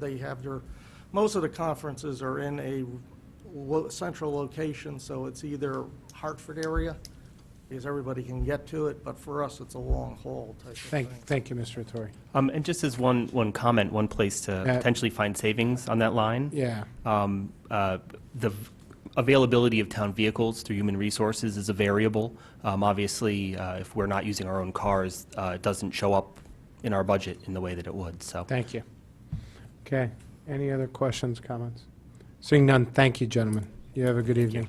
I'm going to ask for a quick 5-minute recess here. We're at the hour-and-a-half mark, and then we'll come back, and I'm going to ask that we do legal services first, because we have the town attorney here, and he is on the clock, as it were. So let's do legal services. He's on the clock for his budget? Yeah, apparently. Yes? That's what I was told. He's on the clock for his budget?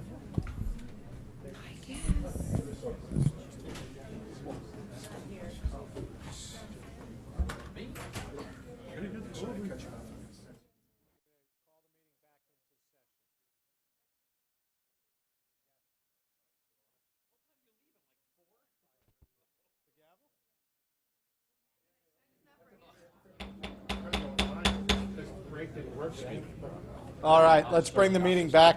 Thank you. All right.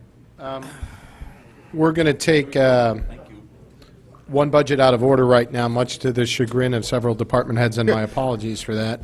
Don't ask a lot of questions, and we'll get out. We're going to go directly to the legal services budget since our town attorney is here. Mr. Lesser, thank you for being here. And the legal, legal services budget starts on page 57 through, well, is that correct? No. No, 70. 77, right? Thank you. 76 and 77. 76 it starts. Yes, 76, 77, thank you very much. And I'm going to recognize Mr. Walsh very quickly. Mr. Chairman, members of my board, and also specifically to the Secretary, I'm going to recuse myself from the legal services budget. I'm also going to be recusing myself from the Zoning Board of Appeals budget, Town Planning and Zoning budget, Probate Court budget, Historic District Commission, and Conservation. My law firm does various work representing clients before these bodies, and I've done some work where sometimes me and Mr. Lesser are on the same side, and sometimes we're at opposite ends in court and things like that. And for those reasons, to avoid the appearance of impropriety, I'm going to recuse myself from those budgets. And by that, I will not be, number one, I'm going to step out of the room, so no one can say I'm influencing anything. Number two, I will not be making an increase or decrease of any sort to those budgets, not because I don't believe they should be made, but to avoid the appearance of an impropriety. So at this point in time, I'm going to be stepping out on this and those budgets I mentioned, and if someone could get me out of the break room when those are done, I'd appreciate it. Thank you, Mr. Walsh. You're going to be here for shellfish, right? Yes. Yeah. I'm looking forward to that. I'm going to go work. I'm going to go study that budget right now. Okay. Thank you, Mr. Walsh. And would someone please remind me to go get him? What's that, Mr. Tetra? Leave him there? No, I was just saying, is Mr. Walsh swearing off shellfish for the year? All right. Mr. Lesser, welcome. Thank you for having me. I just here, I guess I could answer questions. We're asking for $745,000 this year. It's based on estimates of what we think we're going to need. And quite frankly, you know, we never know from year to year. We can make some kind of estimates. But I will say that out of the $745,000, about $500,000 of that is almost evenly split between tax appeals and labor. $270,000 we've budgeted for tax appeals, $235,000 for labor. And the rest is general litigation, defending the lawsuits against the town, contract things, answering questions, things of that nature, general legal services. The two big drivers in my budget are labor and tax appeals. Now, I'll answer questions, I guess, unless you want me to go further. Very, very briefly, Yeah. before I turn it over to board members, I know we're significantly over budget right now for this year, Yep. as I recall, due to a number of items. Where are we projecting we're going to come in on legal budget for this year? It's really hard to tell, and I don't know. Is Mr. Mayor available? Mr. Mayor, please. Do you have a projection as to where we think we're going to end this fiscal year for legal expense? It's way over. I can only at this point tell you, if we have the current revenue, current expenditures to date, where we are.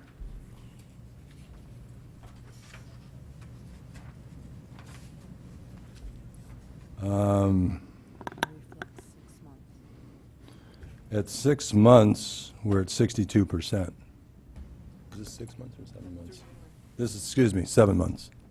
And So how we're- much- So we're, What's a dollar? the dollar amount, year through January, expended 335. Available budget 204. 62%. I think we get billed on a fairly regular basis, but you can never tell when we might get a big bill. And the big ones that I get are the bills primarily for the tax appeals. There are just so many How of them. much are the tax appeal bills this year, if you don't mind? Year to date? Well, I think, year-to-date, I don't know what we've paid Conan Wolf or myself, but I think last year they spent about $280,000 on tax appeals. Why wouldn't that number be going down now as opposed to remaining constant year over year? Because we still have a large backlog in tax appeals coming into this year. We had this discussion with I when know, Don I'm Ross was here. remembering it. I think I can answer that, actually. Okay. We got 170 tax appeals initially, plus another 20 on top of that. They've settled 124 of those, leaving about 68 or 70 of them. But of those are the ones that really are starting to require the work. Those are corporate ones? Yeah, the commercial, the ones that aren't necessarily settling, and they're going to start to require, and that's why and we get more every year, but that's why the budget is still high for this. You know, we're still feeling the effects of the revaluation. And if a case doesn't get settled, it requires a lot of work. You have to get appraisers, although that's not in this budget, but they really have to start gearing up for a trial. That's why we're estimating that. Even though the numbers are down, the workload is going to be higher. You might only spend a few hours on a appeal that you settle, whereas one that you try, you're 20, 30, 40 hours. So it's not just straight volume, it's volume and complexity. Correct. And where they are in the process. Yeah, even though the majority of more than 50% of the appeal numbers have been resolved, only 40% of the appeal dollars have been addressed. Yeah. Thank you, Mr. Mayor. Thank you for that. Mr. Tetra. And just to remind the board of part of the discussion we had when our tax assessor, Mr. Ross, was here. Yep. We pointed out that these cases all primarily go through one judge. Yep. That judge had an unfortunate accident and broke his leg. So there's some question as when he'll be getting back to work and how productive he'll be after that point. That doesn't, it indirectly affects next year because what it does is slow down what happens this year. So the benefit we might be a little bit less in the second half of this year on legal services in that regard, but that's going to push off those costs till next year. Thank you, Mr. Tetra. Any other questions? Mr. Bolito? Thank you, Mr. Chairman. Good evening, Attorney Lesser. Good evening. In the past, we've gotten a spreadsheet breaking down which firms we retain, for what particular matters we retain them, and what the billing breakdown is. We may have gotten that in one of our packages. I might have just missed it. Which package was that in, Mr. Mayor? Was that in that, the big one? Okay, that's fine. Thank you. Okay, any other questions, comments from board members on this item right now? Seeing none, comments from the public? Seeing none, thank you, sir. Thank you very much. See you next time. All right, we're going to go back into order now, and we're going to go to Zoning Board of Appeals. That's budget number 1090. And that would be page number 60 and 61.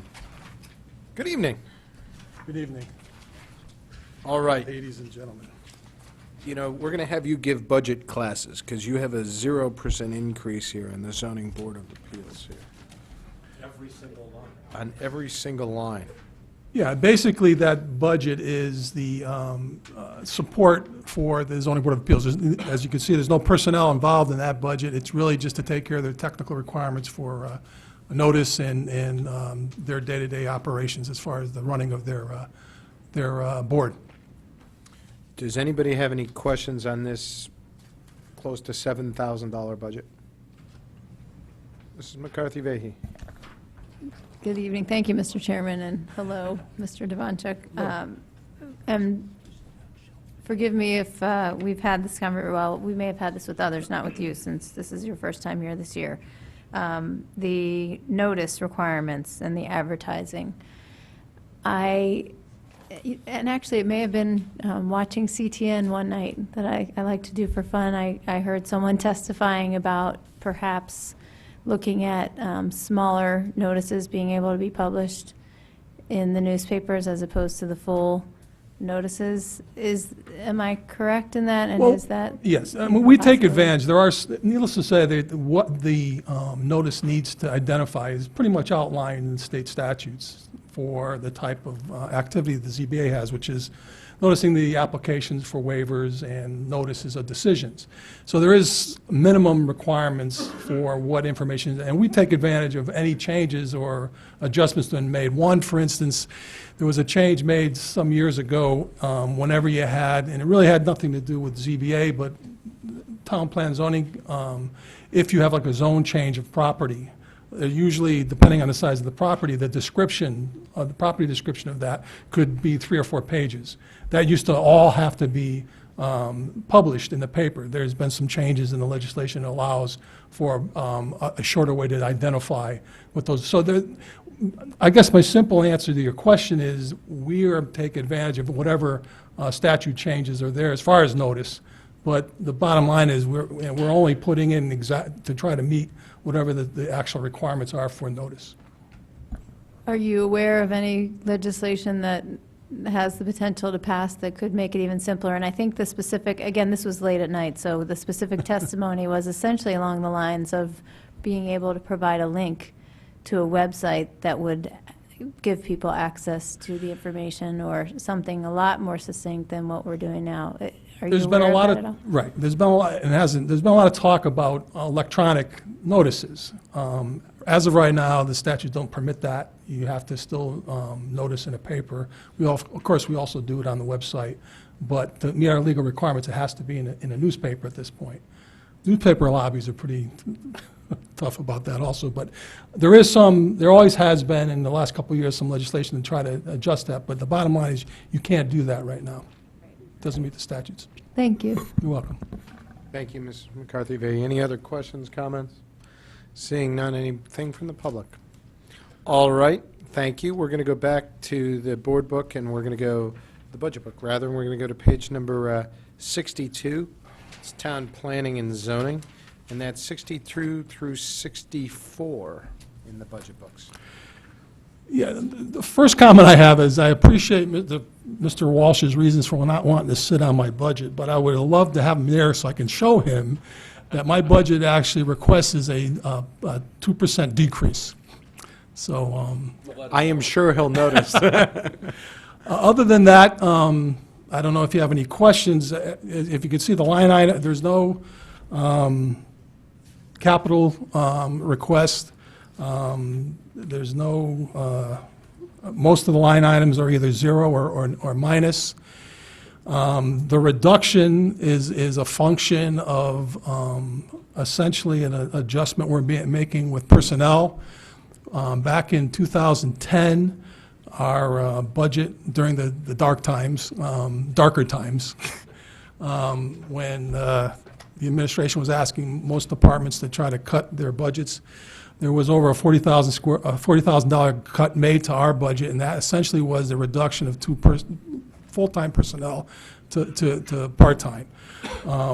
What I am proposing to do is bring one of those positions, which is the secretarial position, back to full-time and eliminate the part-time zoning enforcement officer position. That responsibilities will be assumed by an existing zoning inspector with a minor adjustment to his salary.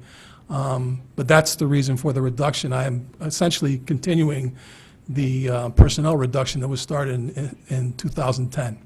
And Mr. Mayor, this was part of the conversation we had several meetings ago on personnel shifts between this department and building department, et cetera. Okay. Any questions, comments? I have a quick one for you. It might not be quick, I don't know.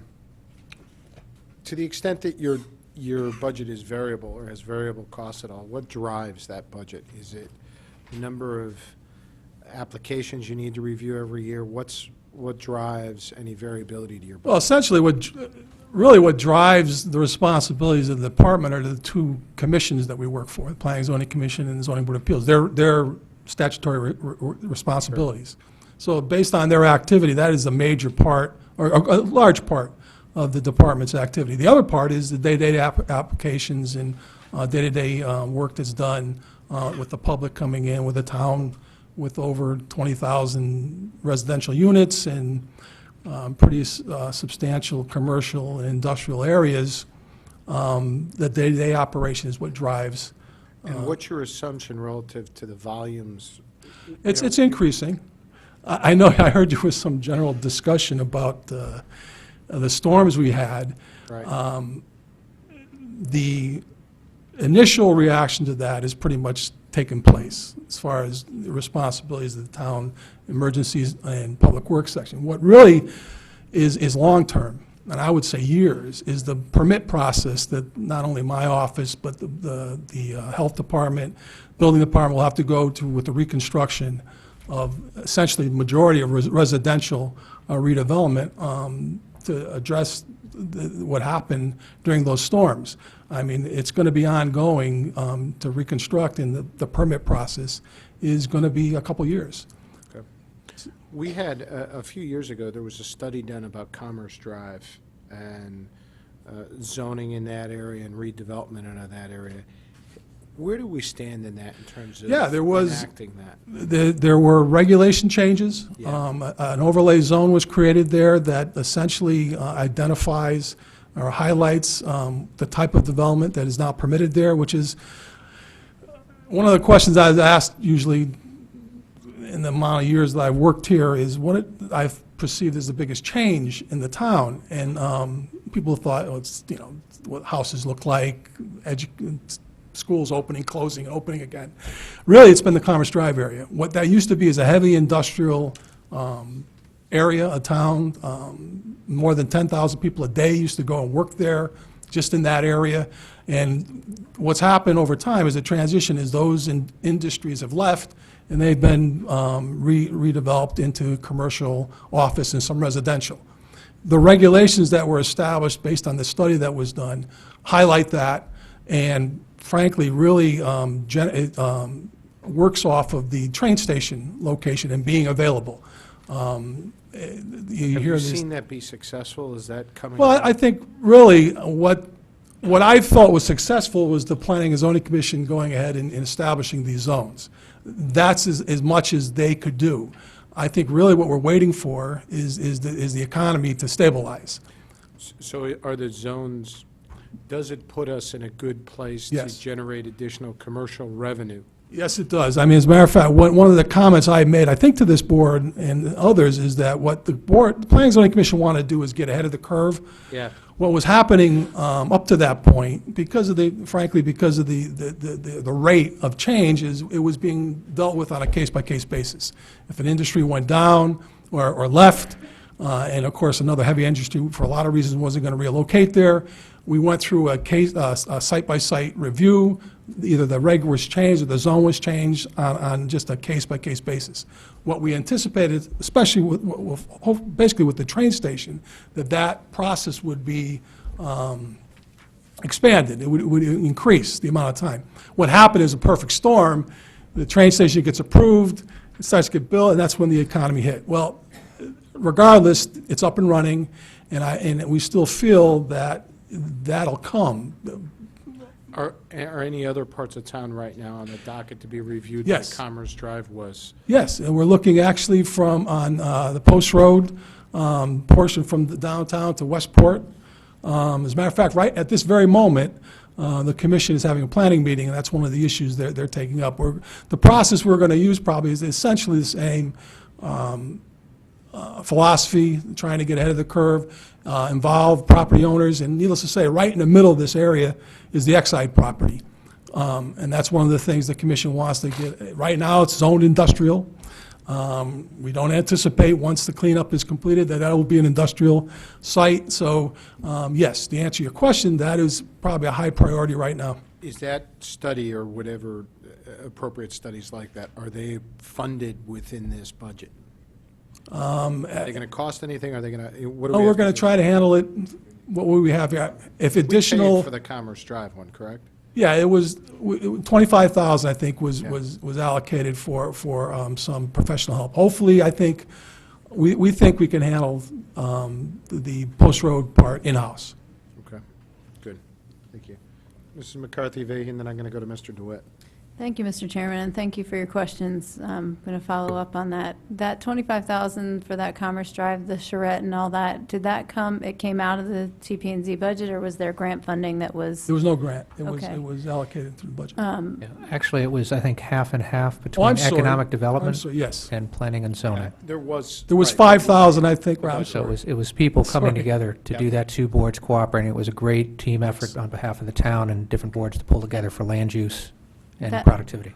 And that's actually part of my follow-up was, at the Board of Selectmen, we've been hearing about the affordable housing, and the RTM discussed last night some zone overlay, and when you talk about actually the Post Road area, again, reminds me of Mr. Barnhart coming before the Board of Selectmen in terms of grants. So when you look at the Post Road, for example, is it, again, a combination with Community Economic Development and working with Mr. Barnhart? Do you take the lead, and is it primarily funds from your budget, or are there funding sources from other budgets as well? At this point, what we anticipate is the changes that we think can be made to our regulations and the work that is going to be necessary involving economic development can all be handled in-house. We're not anticipating right now requesting any type of funds to do that, other than our printing and binding a year from now, I may be asking for an increase there just to cover whatever printing would come out of those conclusions. But at this point, the actual hard work, planning aspect of it, I think we can, at this point, we're planning on handling it in-house. Okay, thank you. And just a follow-up comment, I think when I was talking earlier about some of that interdepartmental communication, and I know that you and Mr. Barnhart have worked amazingly well together in the past, and I'm thinking about the conversation I had with you about talking with you about the bike and pedestrian plan, that I support and encourage all efforts to coordinate with multiple departments, and as I know you will, and I've said the same to Mr. Barnhart, and sure, I will have the chance to do so when he comes up here, so thank I you. recommend the selectmen should have more parties for all the department heads, because they get us all together. That always helps, that works well. A little proactive marketing. Well, I had Mr. DeWitt, and then I'll go to Mr. Kiley. Thank you. Good evening. On personnel, so we had a lengthy discussion at the building committee, and they're hiring a lovely lady over there full-time, hopefully, with the clearing of this budget. So you're going to go to a full-time person. Is that a new person, or is that indeed the zoning enforcement officer transferring to that role? We're talking about the secretarial position, or? Yeah, if you look at the budget, and all due respect to Linda and Bob, I would divert your eyes from this outline. Technically, it's correct, but it's very confusing, really. I'm just looking at the numbers. Yeah, really what it comes down to is the Secretary A or B position is existing in our office right now. It is the reduced hour.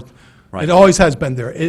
If we're just talking about personnel, it would be the same person that's there now. Okay. Would go back to being full-time prior to the change in 2010. Oh, but wait a minute. That person's a shared resource with building today. Right. So that person can only go to one department. I thought she was going to building. Is she not going to building? I don't know where she's Okay. going.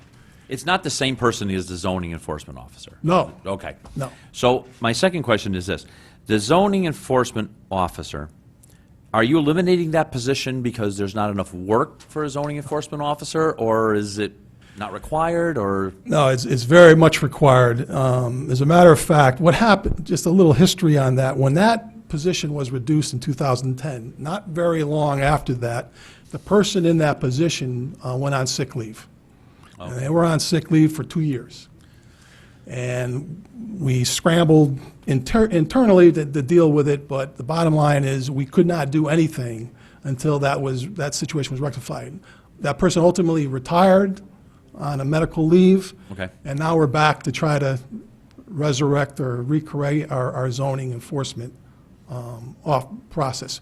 There's been some legal issues that we've had to deal with. If you look at our regulations, there are some actions having to do with enforcement and zoning compliance that can only be signed off by a zoning enforcement officer who, by our statute, by our regulations in the town charter, has to be appointed by the Planning and Zoning Commission. We were able to Band-Aid that with some action by our town attorney and the commission identifying certain people in our office with some responsibilities so we could keep our legal aspect of it. The bottom line is it's been in limbo, frankly, until Right. we were able to rectify the situation with the So ZEO. it kind of sounds like that it's a shared responsibility now. That role that you're Yes. 6/10 eliminating is a shared responsibility. There's no among other- question, right. We're giving the responsibility to an existing zoning enforcement officer who the bulk of his work has been with others, but this will formalize that process, yes. Okay, great. Yes. Since Mr. Walsh stepped out of the room, I'll ask the question he's been asking everyone else. If you were required to cut someone in your department or cut some line item in your department, what would be the effects? I would recommend eliminating the zoning enforcement officer part-time position, which I'm doing. Which is already done, right? That's right. Nothing else past that? No, at this point, we've been dealing with the cuts the best we can since 2010, and we think with this reorganization, for lack of a better term, I think we can handle our legal requirements. You know, I use an analogy when we first happened, it's old Star Trek reality. I used to tell Scotty to put all the power to the front shields. That's pretty much what we've tried to do, just to keep the public happy, and I think we've done that. But what happens is you get attacked from the rear. follow-up, filing. I mean, there's boxes in our office of documents that need to be filed, and which helps overall in our activity. But we've been able to deal with the most important part of it. Got it. Thank you. Any other questions? Oh, Mr. Kiley, you, and then Ms. McCarthy. Thank you, Mr. Chairman. Good evening, Mr. Devanchek. Hello. Could you please refresh my memory on the rationale for putting the $10,000 worth of part-time payroll into this year's budget? And then could somebody from the Finance Department let me know where we are year-to-date on that $10,000? Kevin, that 10,000 just flipped from seasonal payroll. We just classified it a little bit more appropriately. It's always been in the budget under seasonal. They just felt it was defined incorrectly. So it's no a increase. It's a reclass, it's not new? Correct. Okay, so thank you for that. And where are we year-to-date on that?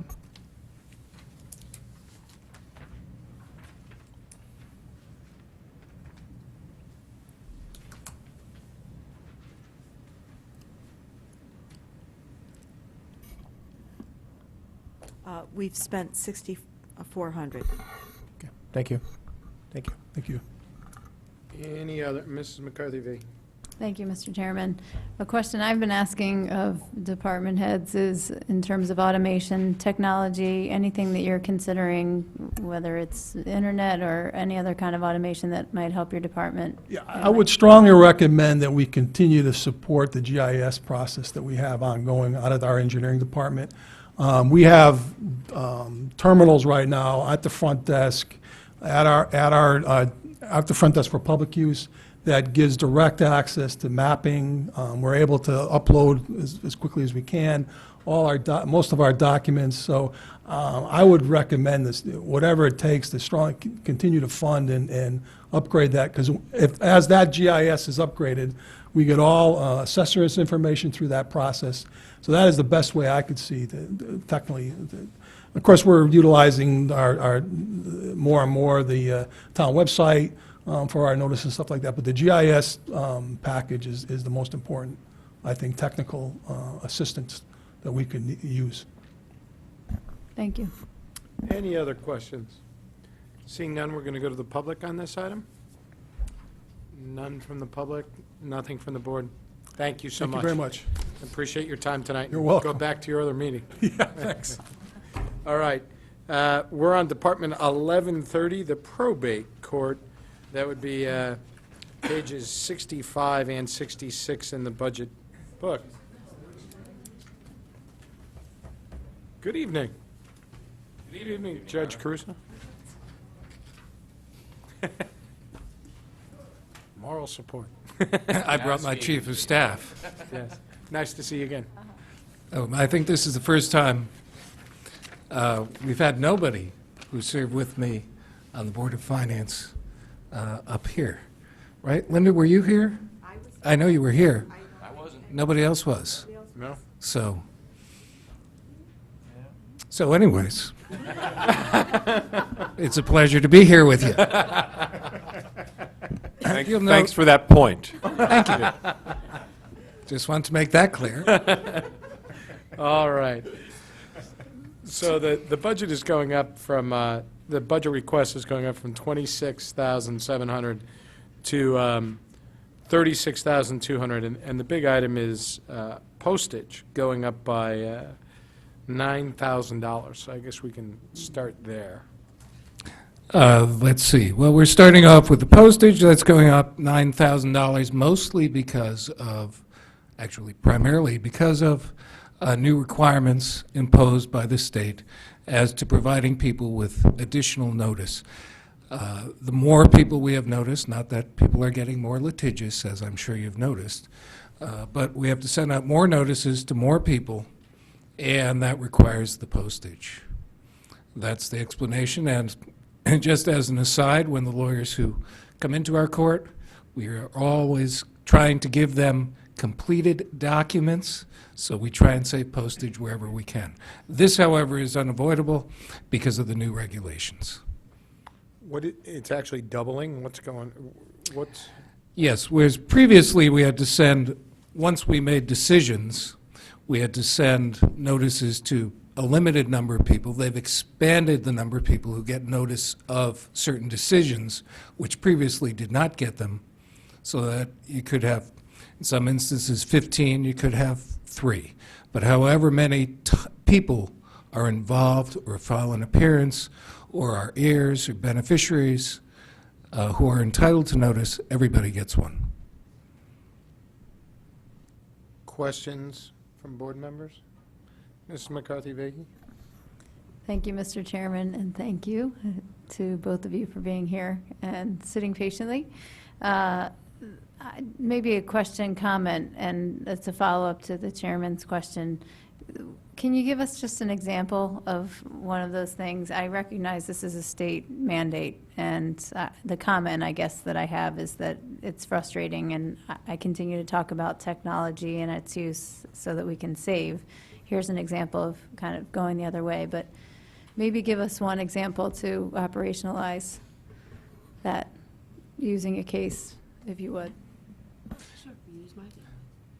Okay, why don't we use, and you've all met my chief of Kate staff. Maxim. That's right, Kate My Maxim, mother our staff died. attorney. I have 10 brothers and sisters. She died in 2005. We had to send notice to 1 or 2 people at the time of when her will was admitted. Now we would have to send notice to all 11 children and others. That's what's going on. And the notices are not just at the end of, there's many matters throughout an estate, so we could have to send those 13 notices 5 times, whereas it would have only been 5 notices over the course of the estate. So that's why it's not just, it's doubling, plus postage has gone up as well, I think. Right.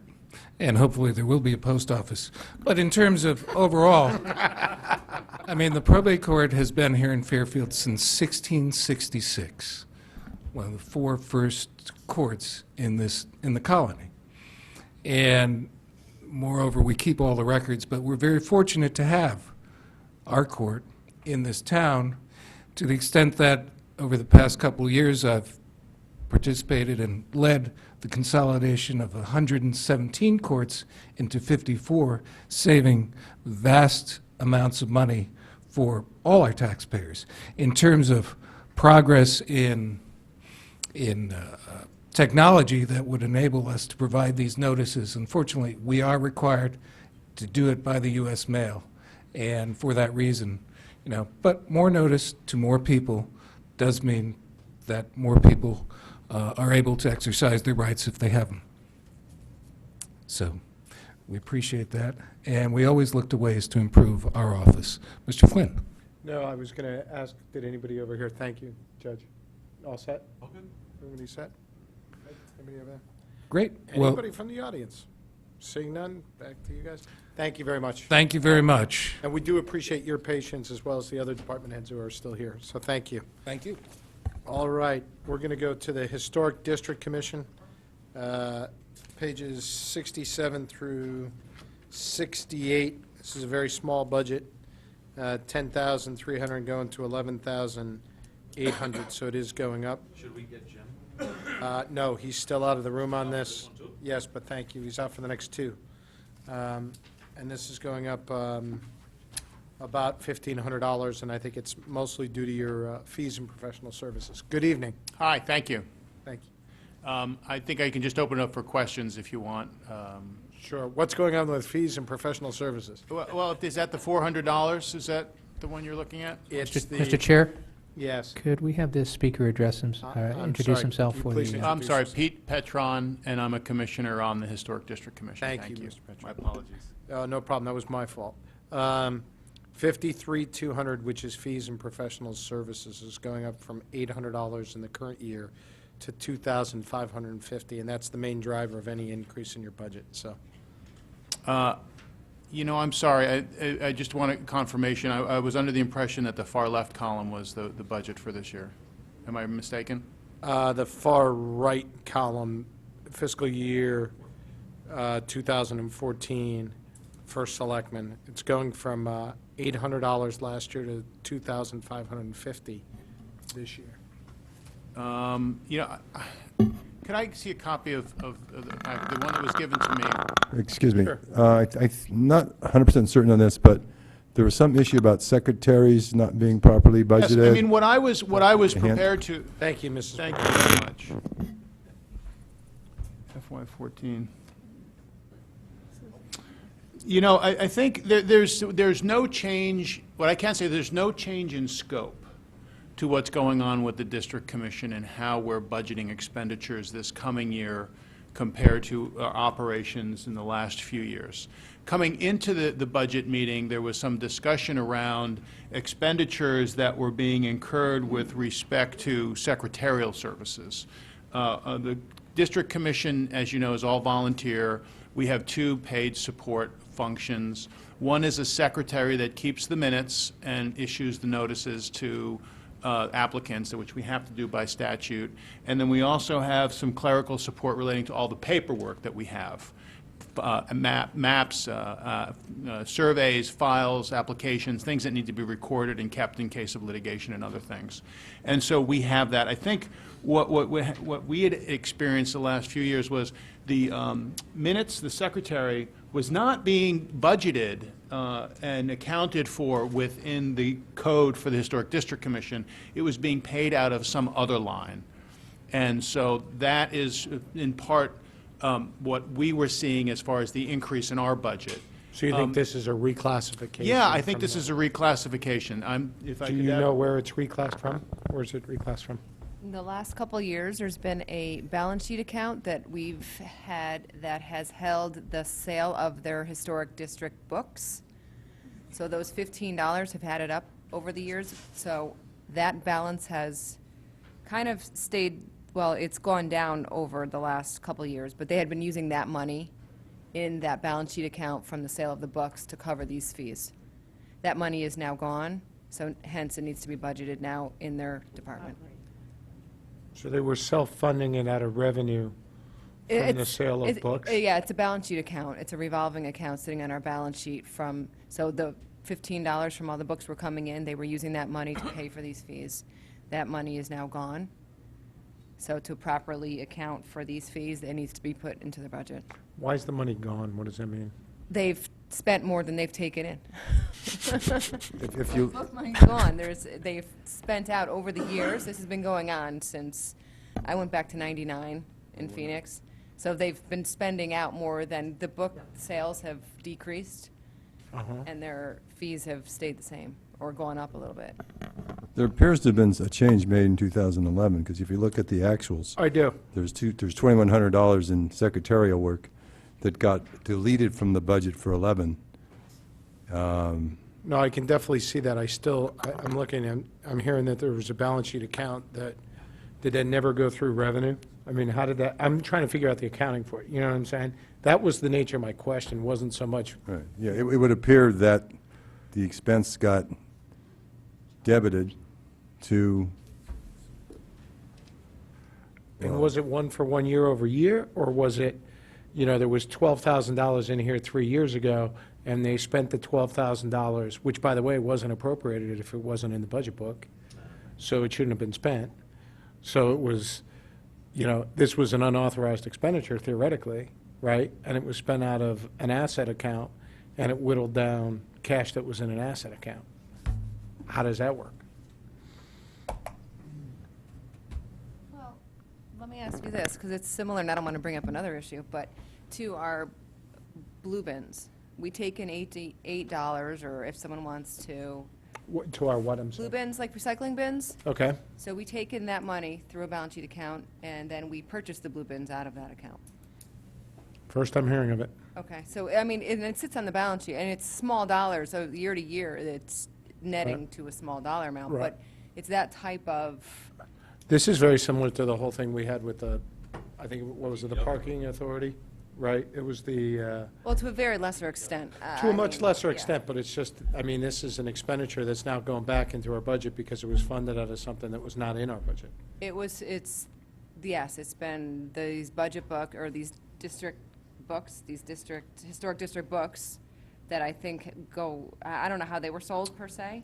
Yeah, it predates my But- involvement on the commission, but we have handbooks that provide all, residents with information about the district and the rules, the regulations, the guidelines. And I believe they were compiled and bound, and they were available for purchase. That expense also was running through that account to Minuteman Press, or to actually to create the So are they still books. doing this, though? Are these books? So we're in the still process of revising the handbook now, which is something we've had feedback on as being required. Yep. And we're now finishing it up. I think the plan is either to bind it and then make it available for folks not budgeted this year, Would it be- or electronically. Yeah. When would Mr. it be, yeah? If I might, just to explain the transaction for folks, if you're a Realtor and you have a client that's interested in buying a home in the historic district, one of the first questions is, what are the guidelines, what are the rules? Sure. What are the regs of the historic district? The books in question define the historic district and define the rules and regs you must follow. So more than once, as a Realtor, I would go down and purchase the books and provide them to my clients who are looking at that type of purchase. Yeah, I don't think the question is whether it's a valid, No, just to your question, what's the Right. transaction? What is, that's all. I just Right, meant to provide the right. background. I'm just trying to figure out how that's accounted for after that comes in. The cash goes into a balance sheet account, and then items are paid out of that account. I would assume now we're putting the expense back in the budget, but we don't have any revenue in the budget for this, right? yeah, basically, I mean, it's what $2,500 happened but- was Ellen Gould came and said, I need money for secretary work, I don't have any. So at that point, no one knew exactly what was going on. There was nothing intentional here. There was it's small dollars, I understand that, but it was just something that historically was handled the way it was handled. So when Ms. Gould came and said, then Linda came to me, Caitlin did some research, found out what was going on, and we determined to classify it correctly. Now I just learned about recycling bins. Whatever of these exists, maybe we need to do a search of everything that goes out of, that comes out of these accounts, but obviously the proper accounting is to budget it. It is an appropriation. It hasn't been done properly in the past. Came to our attention because Ms. Gould said, I need some money for this. Then we budgeted properly for this year. Right, so did we budget the revenue properly for this year? I'm not sure there's many, if any, revenue coming through. Wait, Mr. Tetro just said that they actually have to buy the book for the realtors. It's The not for realtors all have to- Realtors, but for those that have clients coming in. I'm not sure the number of transactions. I know I wasn't, just So, to I pick mean- one, I bought less than one of these a year, so I don't mean to say it's a huge number from that standpoint. I wouldn't know how many books we've had or what's gone through. Mr. Petrone, would you? Yeah, I don't have that information available. You know, the books are, so a couple things just to organize this. I think the books historically, I think they've been, there was a fee been assessed for folks that want to pick those up. And I presume that was relating to some earlier year in terms of offsetting the cost of these things and making them a revenue item. I don't know right now how many we have in inventory. I think we're down to like not a lot, if any, and we're in the process of revising it. So if the discussion is put together a revenue projection to offset the cost of the books, I can look at that and kind of come back with that thought. I just want to get the accounting right, because now all of a sudden we have something coming into the budget that was out of the budget, that was being paid by funds that, right. I don't know, did anybody else know they existed? Because I didn't know they existed. Right, so I just want to get, whatever we're doing, I want to do it right. Right, and if And you I'm ask- not questioning, by the way, I'm not questioning the need for the books. I'm not questioning the need for the secretarial help. I'm just questioning the financing of this, and, you know, we had it one way where the revenue wasn't in the budget, or the expense wasn't in the budget. Now we've got the expense in the budget, maybe not the revenue in the budget. And certainly there was money flowing out through the general fund that wasn't appropriated. Now, it's a small amount of money, but it's technically, it's not supposed to happen. Yeah, Mrs. McCarthy V. Thank you, Mr. Chairman. So the question I have is, in terms of coming up with that, any potential revenue and knowing who is responsible for the books and where do they reside and who collects the funds and sells them? Okay, so this is, I just want to apologize, this is the first year that I'm in the budgeting process. So if I have the Understood. opportunity to go back and sort through that question, I think is a good question, I'm happy to do that. I think that's the right question. Listening to this for the first time and realizing the issue, you know, it does strike me as appropriate that the expenses get, put in the budget as an expense so we can track what we're doing, and that to the extent all the departments are looking for revenues to offset, you know, the way that they do things, the Historic District Commission is happy to look into that. I mean, I do know I've heard anecdotally folks griping about the cost, and, you know, we should think about, you know, access to information as informing people on how it all works, so that it just brings the stress level down in terms of people understanding what goes on. So, you know, we're happy to be part of that. Just, may I follow up? Yeah, The- and then the- I'm going to Mrs. Albin. The follow-up is who, at this point, though, who is the contact person or who is the point person? Is there someone among town employees, or is it one of the members of the commission? Contact person for... For the books and for selling the books? Why don't I get back to you on that? I don't have the Okay. answer to that question. I'm Thank going to you. guess it's either me or Ellen. And by the way, we understand completely that you're being put in a... Yeah, no. Absolutely. Thank you for I'm being here. happy to do that. As I've listened to the discussion about the books, and Mrs. McCarthy Vahey is asking everyone who comes before the board and presents their budgets to find ways, or if they've looked for ways, to automate, innovate. Does the Historic District Commission have a link on the town website? Yes. Could these books be part of that link on the town website, therefore not requiring that they be printed, and realtors could access that information that way? I think we've asked that question. I don't know if it's been answered, and that presumes there would be no revenue associated with the books in that scenario. Might be something for somebody to look into. Thank you. Thank you, Mrs. Albin. Any other questions from board members? Mr. DeWitt. So just so I'm clear, under printing, binding, and photograph, there's $500 in budget. Is that to make new books? Because if that's true, we're paying you to make the books, and we're not getting the money when you sell the books. I don't have the revenues that go with these. Not revenue, it's an expense. No, I know, but I'm just saying, is that $500 under that line item to, it says printing, binding, and photograph. I don't know what other printing, binding, or... If I might? Yes, Mr. Tetra. I believe you'll find that the Historic District Commission does hold hearings when various owners or property owners come before them in order to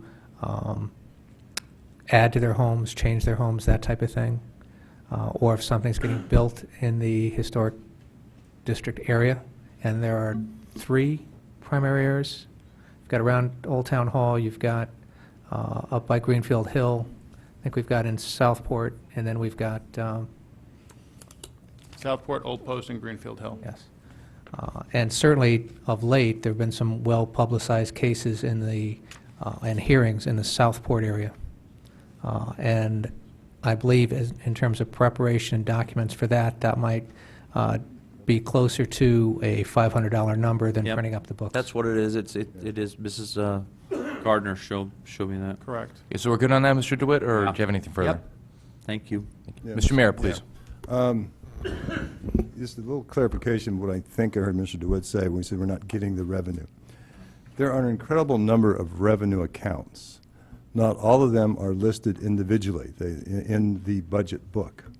They are rolled up. There's two, historically, the town has used two miscellaneous revenue line items. Is this one included in One that? is in the town clerk's budget, revenue budget. One is in the finance revenue budget. So there are several, what I would say, very small revenue accounts that would be rolled up into those two miscellaneous accounts. So the accounts all exist, the money all comes in. If you remember in the document that we handed out, there was revenue. We basically identified estimated as revenues by three categories. There's, well, four counting taxes, the ones that the department heads could reasonably and sensibly calculate what their expectations were, and one where we had source documentation like leases, government grants, et cetera, and then the final one was averages. So this would be rolled up into one of those miscellaneous accounts that with the exception of two, were based upon the last 3 years average. Those But it two- wasn't previously, right? No, It wasn't, this, you're talking going forward, not now. no, I'm saying there's revenue accounts exist, Yeah, I'm just and saying they rolled these it up into the amounts. miscellaneous. Then that's been historical.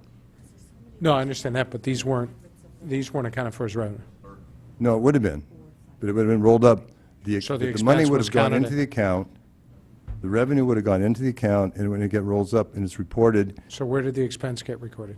the expense got recorded against the revenue in the balance sheet So it item. wasn't accounted as, it was never Correct. accounted for expense? Correct. But while you were out of the room, Mr. Yeah. DeWitt indicated we weren't recording the revenue, we're getting the revenue. So I was clarifying that.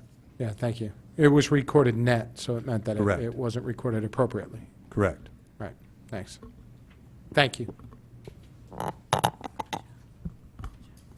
Any other questions, comments? Thank you very much. My pleasure. I appreciate it. All right.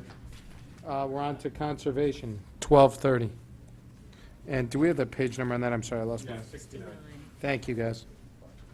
Thank you for keeping me honest. It was the next page. Yeah. It was easy for us. It was easy for us. I was on revenue. I know, exactly. Good evening, Mr. Stanky. Thank you for coming tonight. Good evening, Mr. Chairman. All right, did you have any comments you wanted to make, and then we can get started? Did Just, you- Yeah, thank you. The increase, 12% that had been projected with this budget was related to the two items, personnel, because of the increased demand on the need for labor, if you will, and the decreasing supply of it.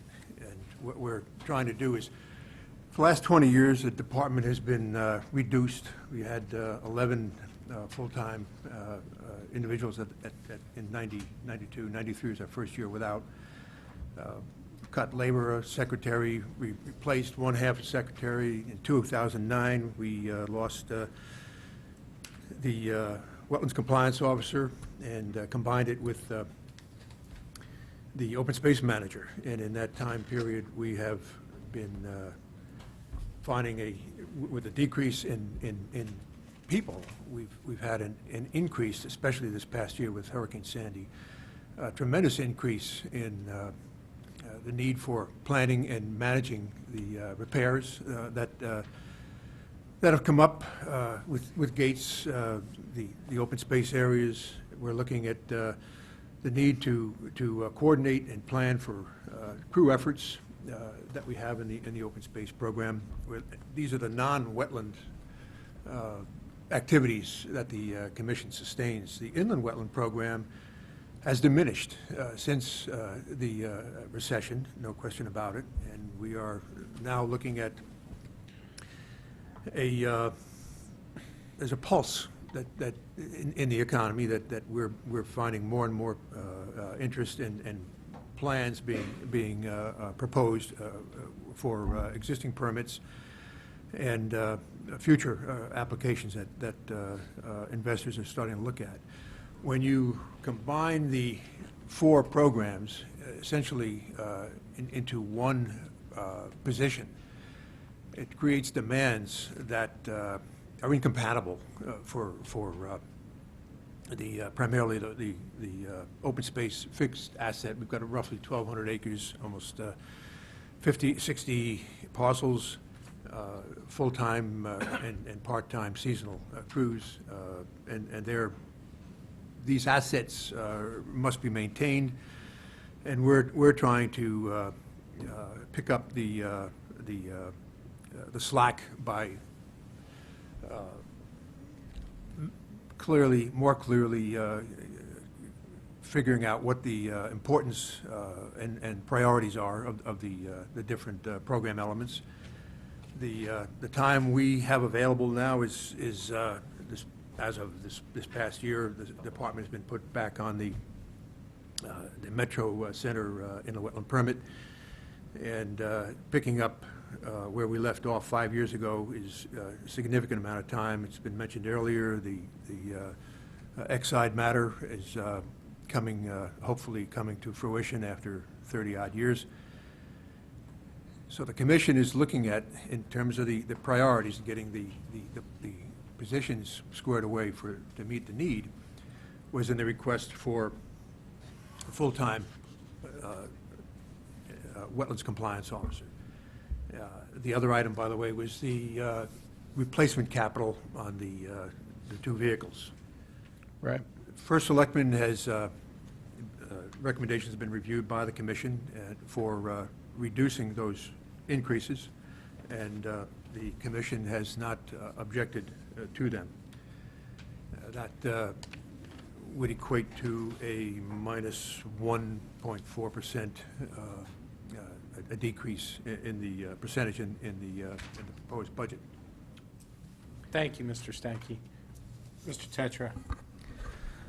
Just to address one of the frequent questions to come up, as Mr. Stanky said, his department has had a number of cuts over the years.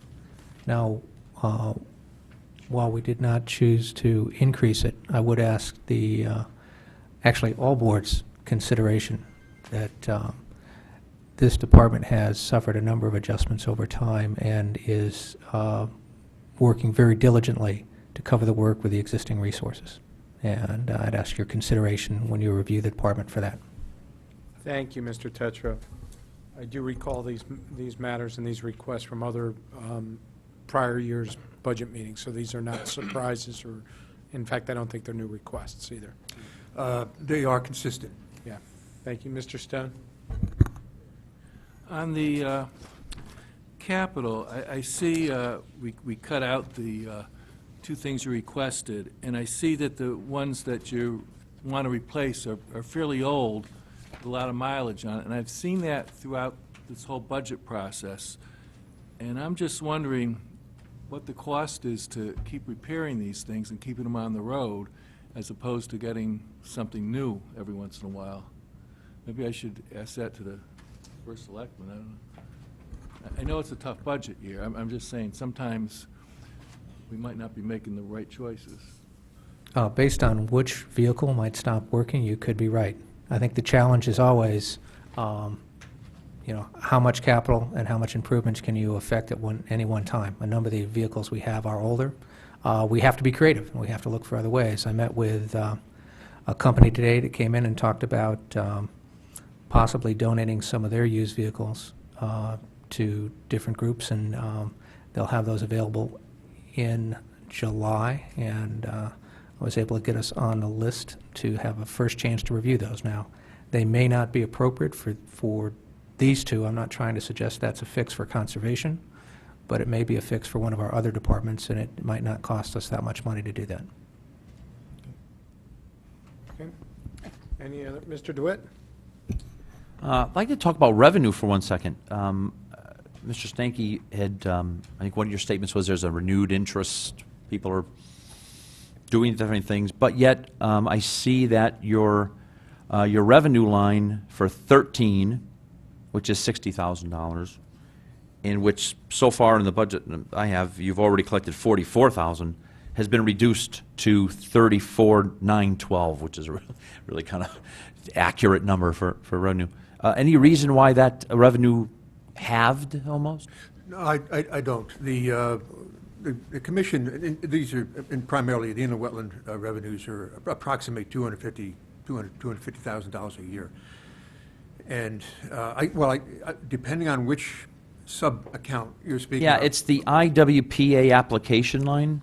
I can explain that. That is based on a 3-year average, but when we were computing the 3-year average, there was an outlier in 2011 for the Black Rock Congregational Church, a big one-time fee. We took that out, and then So you're saying then that the FY10 actuals is 68,000, we're just two, that was an outlier, right? With Okay. it was 28 or 29,000. but you're already running over the budgeted number this year.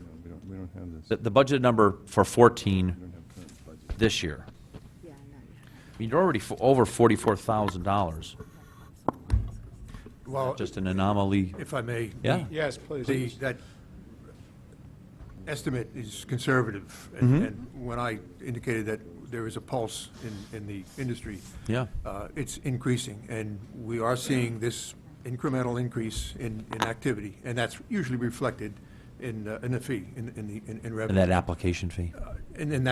In applications. Applications will increase with the revenues with the increase in number. Mhm. And permits, for example, may not. We have the legislature adopted, I think it was 2009 and 11, two events where they tried to provide some relief to permittees, and they extended their permits, normally from 1 to 5 years with a 5-year extension, and they have since been extended from 9 to 14 years, giving us from up to a 24-year duration of an active permit for the recession Right. time period. We used to receive annual fees for maintaining them, and I believe we will not be seeing those in the future for that segment of Yeah. 4 years of permits. Now, and I was wrong, it's actually, the revenue this year is actually 16,000, it's not 40. 44 is your remaining, so it's more in line with the current number, so thank you. Mr. Chair. Yes, Mr. Look at this from another perspective. If you look at total conservation revenue, budgeted at $189,000 for this year. Yep. The actuals in 12 was $200,000. Actuals in 11 was $217,000. And where are we for The 214? budget for this year is $218, and I don't have the aggregate. I have to pull some numbers together to get the aggregate of where we are this year. But we're in the ballpark. Yeah. Any other, Mrs. McCarthy-V? Thank you, Mr. Chairman, and thank you, Mr. Senke. I think you also deserve thanks and praise, you and your department. I think you work quietly and steadfastly, and certainly during the storm, diligently. So I appreciate your work. I have a question They for you. did, and thank you. Yes, absolutely. So I'm very grateful. The question I have is actually in the write-up, with respect to Vermont Avenue and Riverview Circle, the acquisition of new open space. I'm just curious about those and what the plans are there and what's happening with These that. are properties that have been recommended by the Conservation Commission for acquisition. Riverview is on the Mill River, it's on the west side of Mill River, and it's now being worked, they're properties in a state, and they are trying to reconcile the taxes on it that are due, the ownership of the property and the disposition of, I guess, of the assets. On the Vermont Avenue, that is a parcel that has been, it's on the corner of Vermont and Kings Highway, looking over Ash Creek. It's an area that, in the neighborhood, I think there's 92 parcels, lots, houses there. And it has been up for review by the RTM. It was going to be, we had requested that it be held out pending the sampling of the soils on the property for, if it's open space area. We anticipated it would be a tot lot, community gardens, that type of thing. And the deep tests passed inspection for no contamination. And we wanted to look at the surface soils. And the RTM, somehow it got back on the agenda before we had received permission from the property owner to make our investigation. And it was rejected. And we have since contacted the new property owner. The property's been sold again. And they have asked for us to send background information, and they would give it favorable consideration. And we are trying to get that parcel back up for review. For 92 properties, the only one they have now, a park, it's a 2-bench bus stop opposite Gannam's Garden Center. It's either wet or it's got a lot of fumes from traffic in it, and it doesn't seem to provide anyone any relief. It's part of the stormwater detention basin that goes into the Home Depot back lot. So if we can, if they're amenable to it, and the RTM, obviously, to get that back on the, on the agenda. Well, that's what they're looking at. thank you for that update. I am very grateful. I did not speak at that RTM meeting and went home regretting it the night it was turned down. I am in support and hope that this will come back before the bodies, because I do think it's a worthwhile endeavor. So thank you for the update. I appreciate it. All right, any other questions, Mr. Mayor? Yeah, I just Briefly. went through the revenue line item. Revenue, total revenues for this department through January, recommendations is $70,000. Thank you. All right, any other questions, comments, concerns? Seeing none, we'll go to the public. None from the public. Thank you very much, Mr. Stanky, we appreciate it. And you're here for shellfish as well. Can we please, can somebody go grab Mr. Walsh? Thank you. Yes.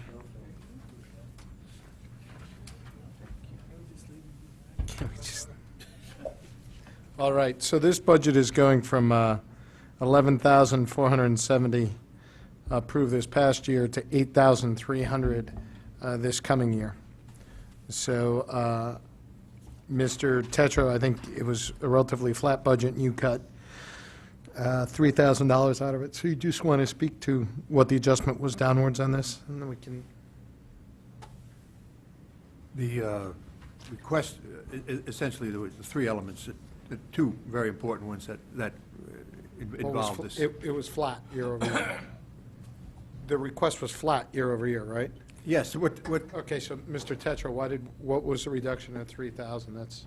Yeah, I'm going to have to have Mr. Stanky Well, that was, in terms of what was in here. what we're looking at is conducting the shellfish, the sanitary survey of the shoreline. Right. That's the meat and potatoes of the program. If you don't have one, you're not approved, and you cannot, your program will be extinguished. The item for $3,000, and in order to sustain that effort, requires water sampling, test lab work, and Yeah, no, that's fine. That's why I was wondering what the reduction here was. reduction it was the updating of the shellfish management plan. Yeah. And the commission has reviewed this and felt that that effort can be deferred without Okay, so they're not... adversely affecting the shellfish Okay, so program. for all that, I'm just trying to I paraphrase. think I'm not sure I'm following you then. There's a $3,000 adjustment to this budget request versus what's approved in here, but the commission is comfortable with that. Yes, it is. reduction. That's what I was trying to get to. I'm That's- sorry. Yeah, not a problem. Much detail. Okay. No, that's quite all right. I'm not trying to be. Does anybody have any questions here? Seeing none for the Shellfish Commission. Anybody in the audience? Seeing none. Mr. Sankey, thank you once again very much. We appreciate your time this evening. All right, we're going to go on to budget number 1290, which is $45,000 flat with last year miscellaneous contingency. It's pages 78 and 79. There's a budget description which explains what types of costs, what kind of contingency this covers. Does anyone have any questions on this line item? Again, flat year over year.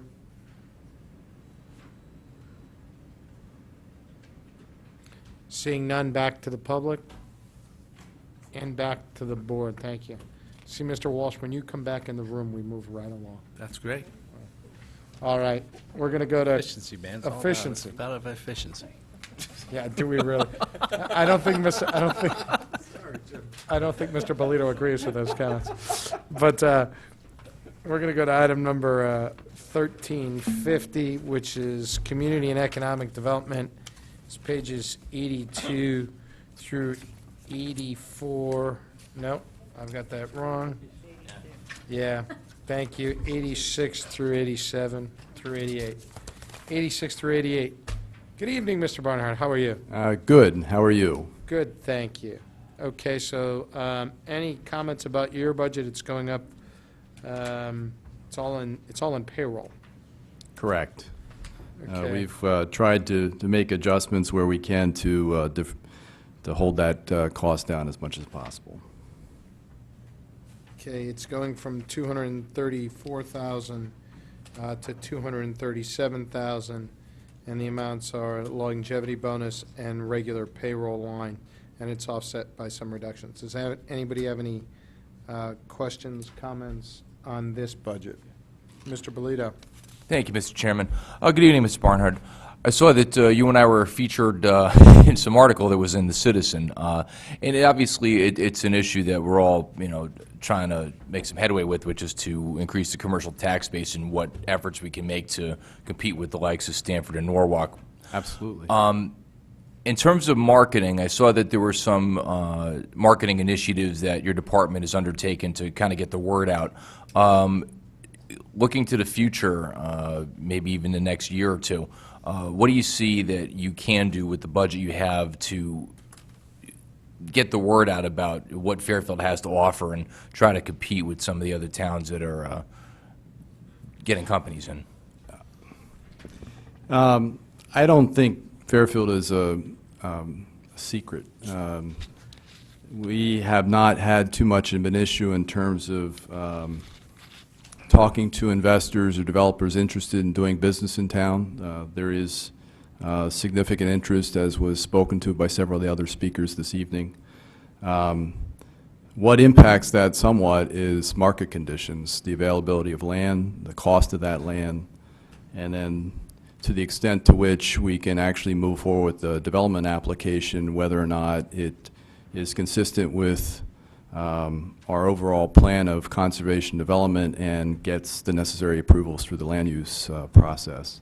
So I think, we have certainly, we're aware of the larger parcels that would be suitable for redevelopment. Largely what we're talking about is redevelopment or infill.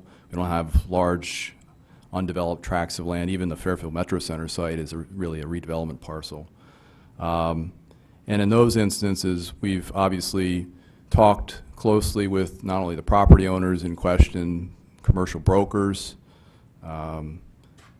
prospective developers, folks that are looking to invest in Fairfield, and we will continue to do that. I think what I spoke to in the article was that, we certainly recognize that in terms of how we market the community, it's less about having static pieces, collateral print material that quickly goes out of date. most of the businesses or developers that are looking to do business in Fairfield are fairly familiar with the Fairfield County, the market as a whole, sometimes Fairfield in particular.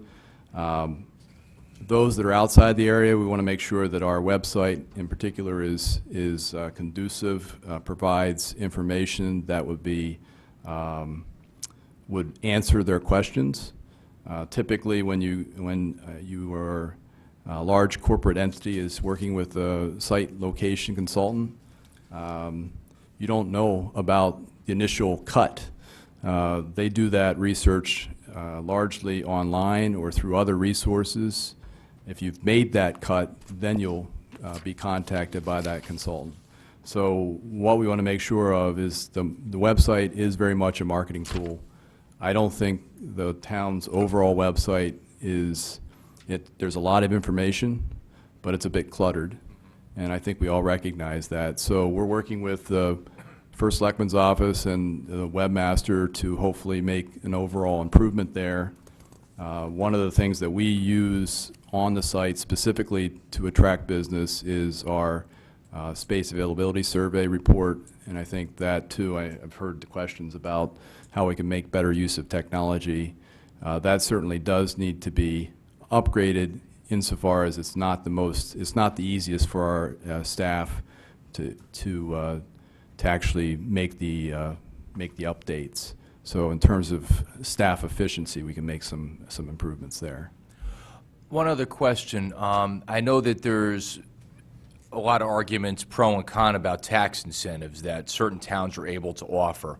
How big a disadvantage is it to Fairfield that we're not able to offer those? And would we be able to get the necessary designation from the state to have that in our arsenal, putting aside the merits of it for the moment?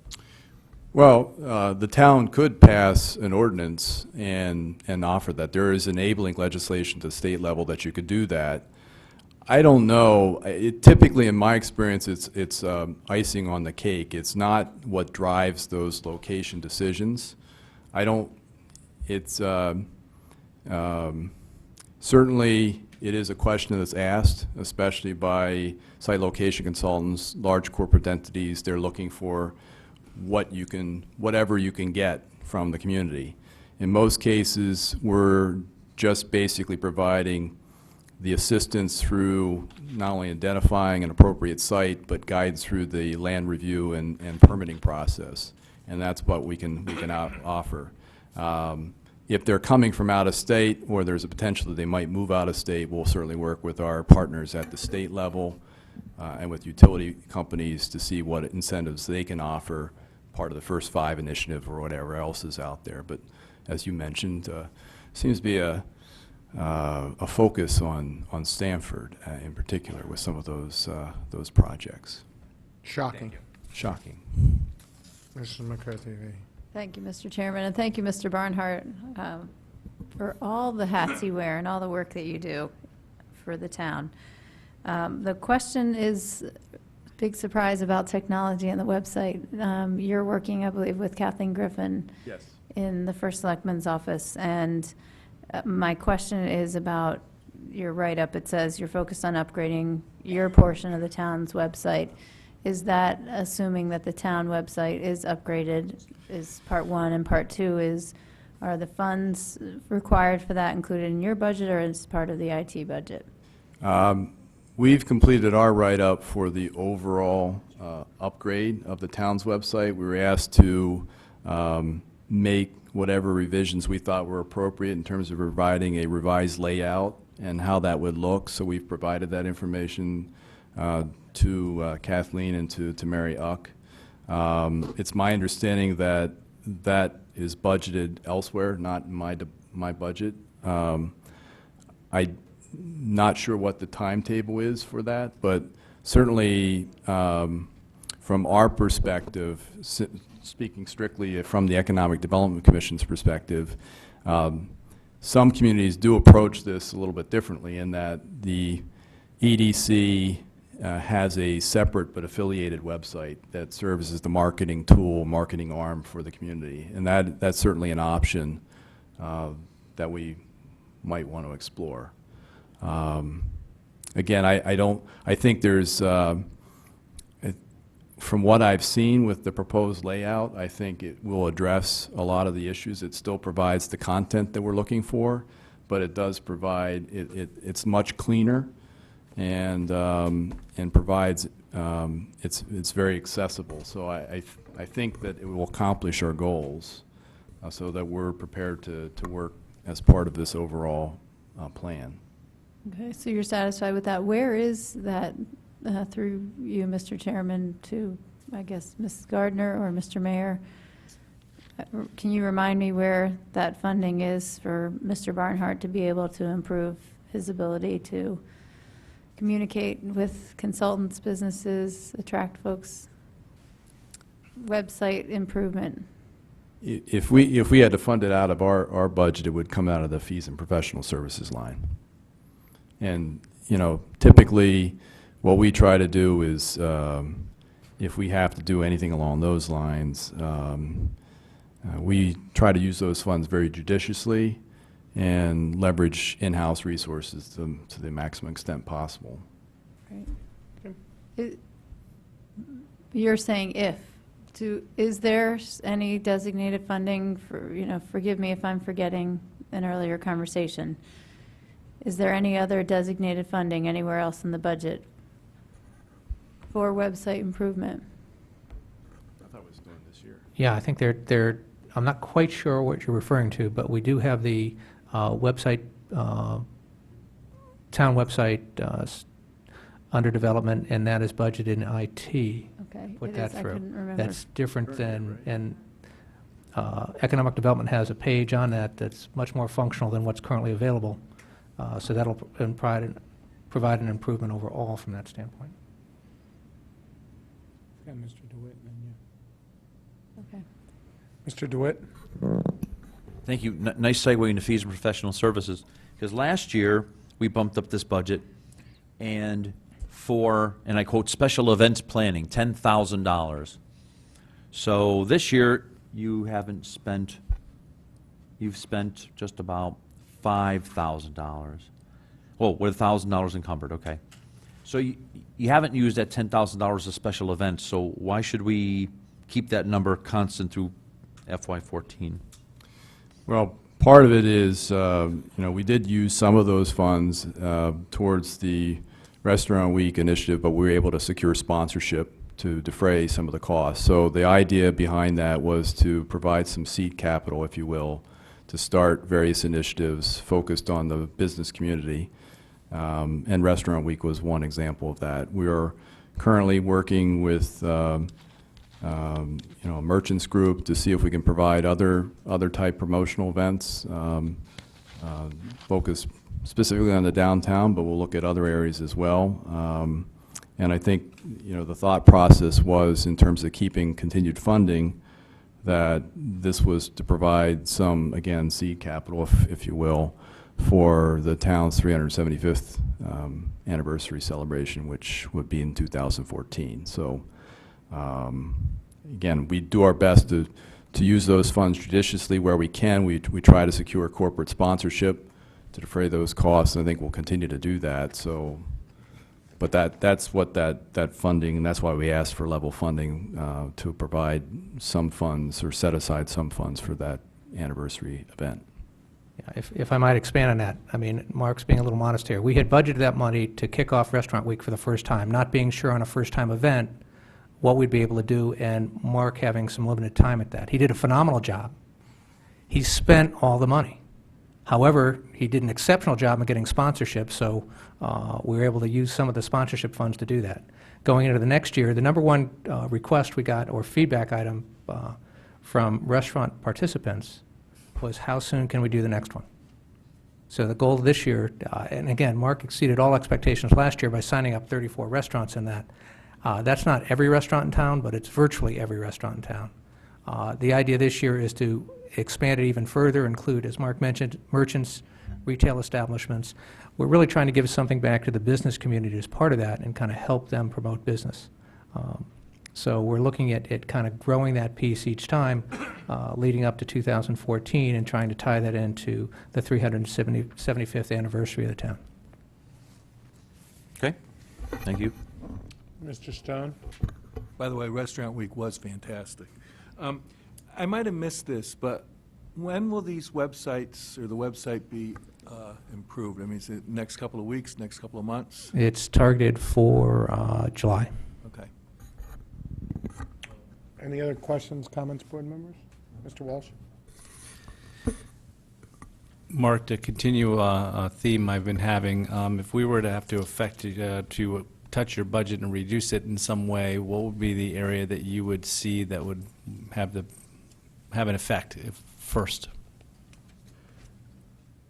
Well, as you can see, it's pretty lean budget overall. You know, most of it obviously is taken up with staff. I'm not sure where we'd make the necessary cutbacks. I guess it depends on the cuts that are anticipated. Have done our best to try to trim some of those costs. Again, I was asked to look at a 3-year running average, but you know, looking at our expenses this year because of the cutbacks in grant funding, for example, in our advertising budget, we have legal ad requirements that were required under the grant that we administer, and we're running ahead of budget in a couple areas. I think, you know, what we'll have to do is obviously you have to obviously fulfill our obligations in terms of legal notices, but you know, one of the things that we're looking at is where we post those notices, whether or not we have to put them in the Connecticut Post. We might get a little bit more bang for the buck going with some of the local papers and still fulfill our requirements. So those are, we just have to take a close look and make whatever adjustments we had. Obviously, you know, we do what we can. I mentioned before, it's a little bit discretionary in the fees and professional services. In anticipation of running these types of events, we wanted to have some funds available to kind of seed that. And we've been very successful in terms of getting people to sponsor those, and so those efforts would continue. But I guess that would be, I don't know if I have a good answer for that at this point, but some of the areas I'd be looking at, obviously. I think if I might, with permission, expand on that a bit. I think when you look at this department, as we've talked in some departments being revenue generating, I would suggest this is not a direct revenue department. There's no revenue line per se. However, from a broader standpoint, looking at our tax base, one of the questions I continually get is how do we expand our commercial tax base? Mark is point man, and this department is point on doing that at 2 levels. One is looking for additional business coming in, and we've been fortunate right now. We're riding a high. Fairfield's like an oasis in the middle of an economic wasteland in terms of the vacancy rates in surrounding towns. The fact that we have, as much as Mark pointed out, that some of our land use boards have not always reviewed building requests or use favorably, we've been pretty successful in terms of always having a second or third option coming through. So we've kind of, even if we pick some of the more well-known places that have been shot down, there's somebody else standing in line to go do that. I think in part that's to these efforts on this side.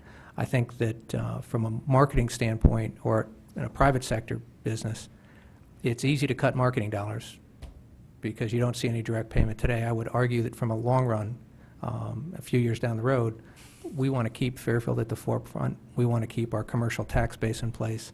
And Mark's marketing efforts are not all about finding somebody to fill a lease in 90 days. It's about keeping the market hot in Fairfield so that 3 years from now that lease is renewed and renews for more money.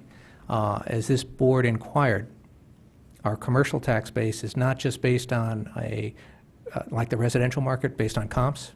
It's based on more the P&L of the commercial business, and the rents they get to charge directly impact what the taxes we get to charge. So again, while it's not a direct benefit, and I can't tell you next month if Mark does this, we'll get more money, but I think it's something that we need to keep alive because I think it has a tremendous benefit on the future revenues of the town.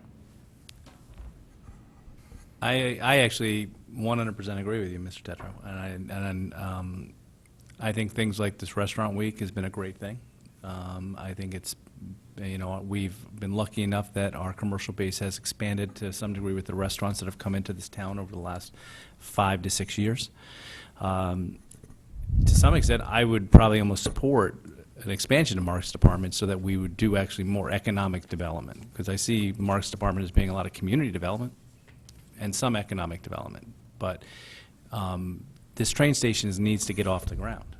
And to some extent, if we had somebody or Mark had more resources, I would love to see us be a community where we helped try to have the developer find people so we can start developing that property.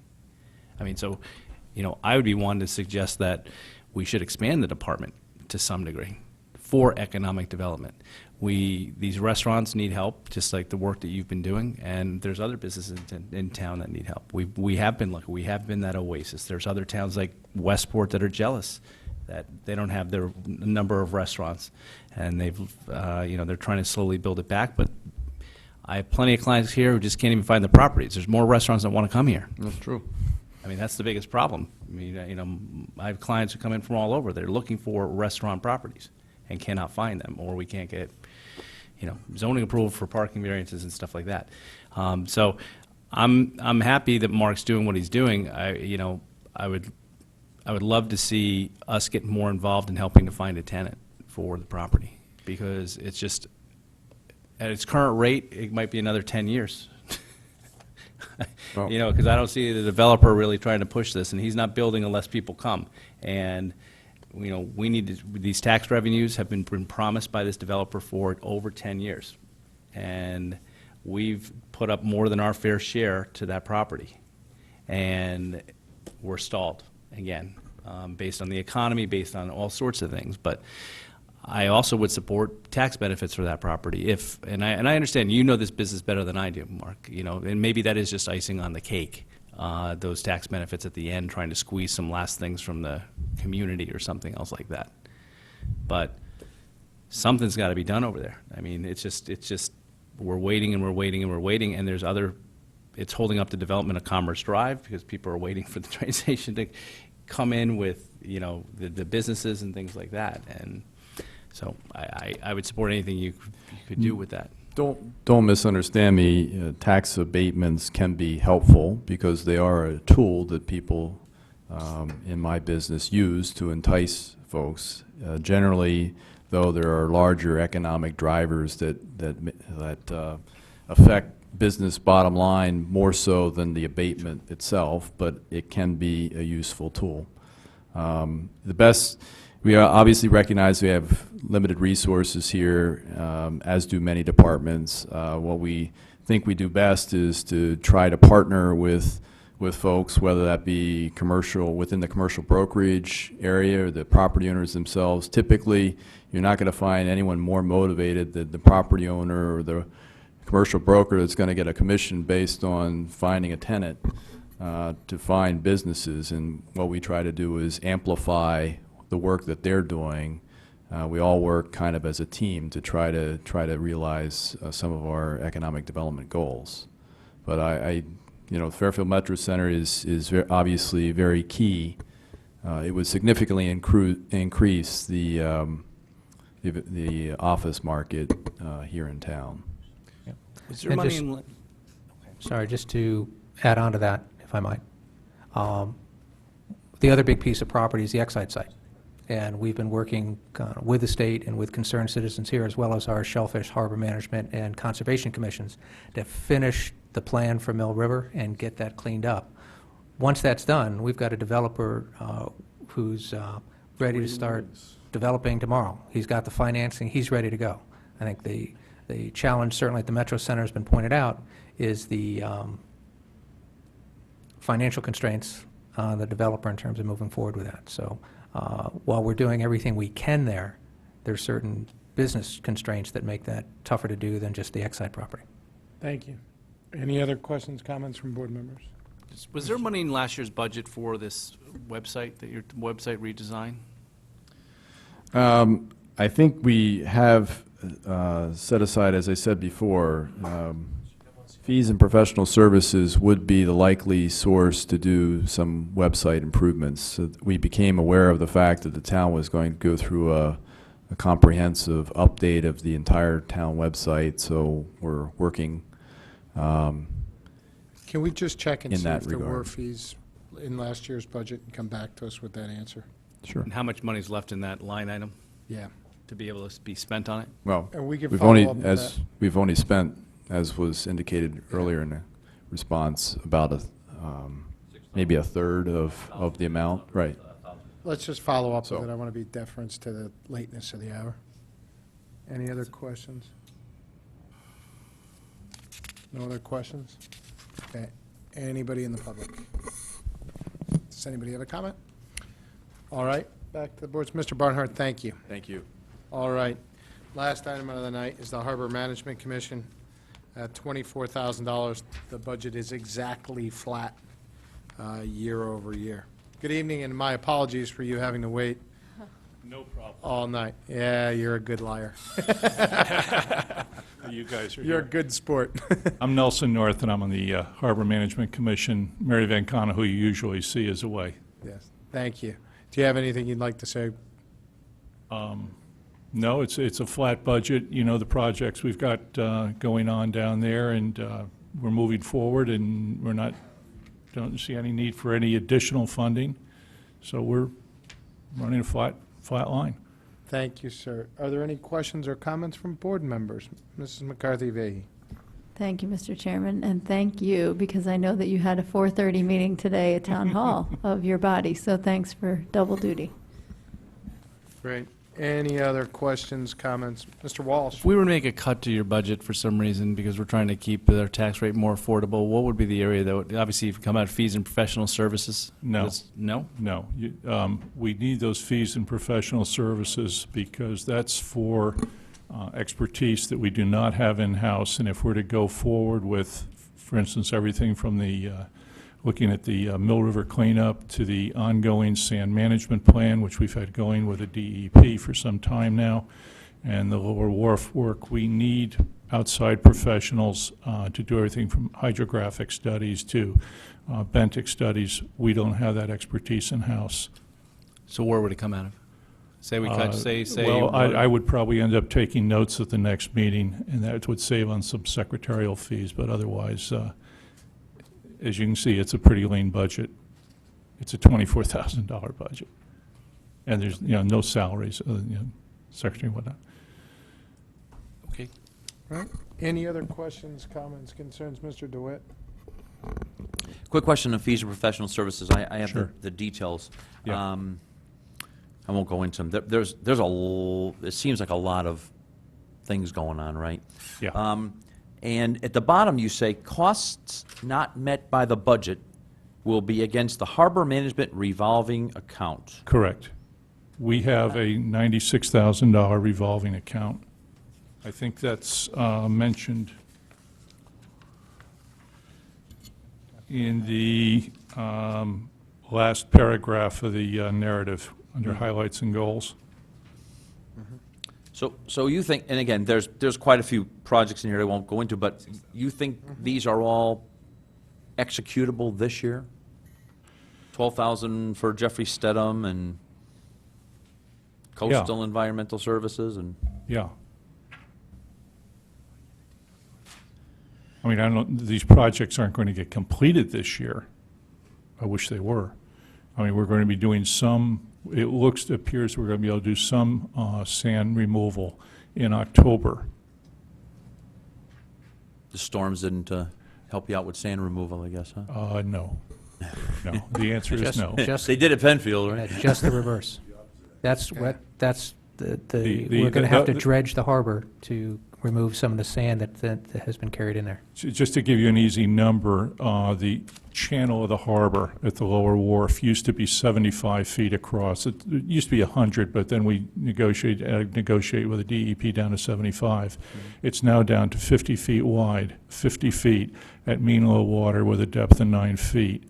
Now, that's getting very scary, and we've had to commission another study to be done to look at the sand that was pushed around the end of the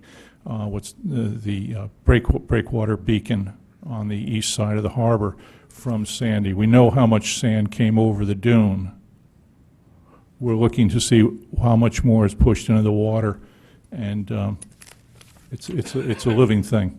Great, thank you. Thank you. Have we made requests, though, for grants for that? I thought we just did to dredge some of that, to have the federal government pay for some of that? FEMA, Yes. right? Through Yeah, FEMA. some of the sand will come out of FEMA, absolutely, you bet. That's hopefully what we're going to get in October. But again, FEMA is 75% of the eligible activity. Mhm. So part of FEMA's target and part of the, for lack of a better term, negotiation with FEMA Mhm. is how much of this sand is Storm Sandy sand. Yeah. And how much is the annual, Yeah, Mr. Bartley kind of addressed that. It said Yeah, there's he did. firm so that's numbers part of and- what we're doing. There's also some additional projects along the docks, that type of thing, that the Harbor Management Group is taking on. Any other questions, comments on this budget? Seeing none, we'll go to the public on this. Nothing. Sir, oh, please. Good evening. Yes, please come up. You need to identify yourself to the microphone. My name is Virginia Cargill. I represent the Southport Neighborhood Association. We have a- Please use the mic so they can record you. Thank you. We have a concern about one of the projects that the Harbor Commission is doing, and we would like the committee to consider it as a budget savings. This is the Lower Wharf area, which I'm not sure whether all of you are familiar, but about 9 years ago, actually 1999, the neighbors got together and we contributed over $200,000 to the creation of a park down at the Lower Wharf, and we did this in conjunction with the town. It's been a great thing. We've really supported it. We love having it. The blessing of the fleet occurs there. A lot of people walk down there with their dogs. It's been terrific. The Harbor Commission is recommending that they put a dock off of that Lower Wharf for the use of the Community Sailing, which is a private corporation. It is open to Fairfield residents and non-residents, but it has a limit of 60 members.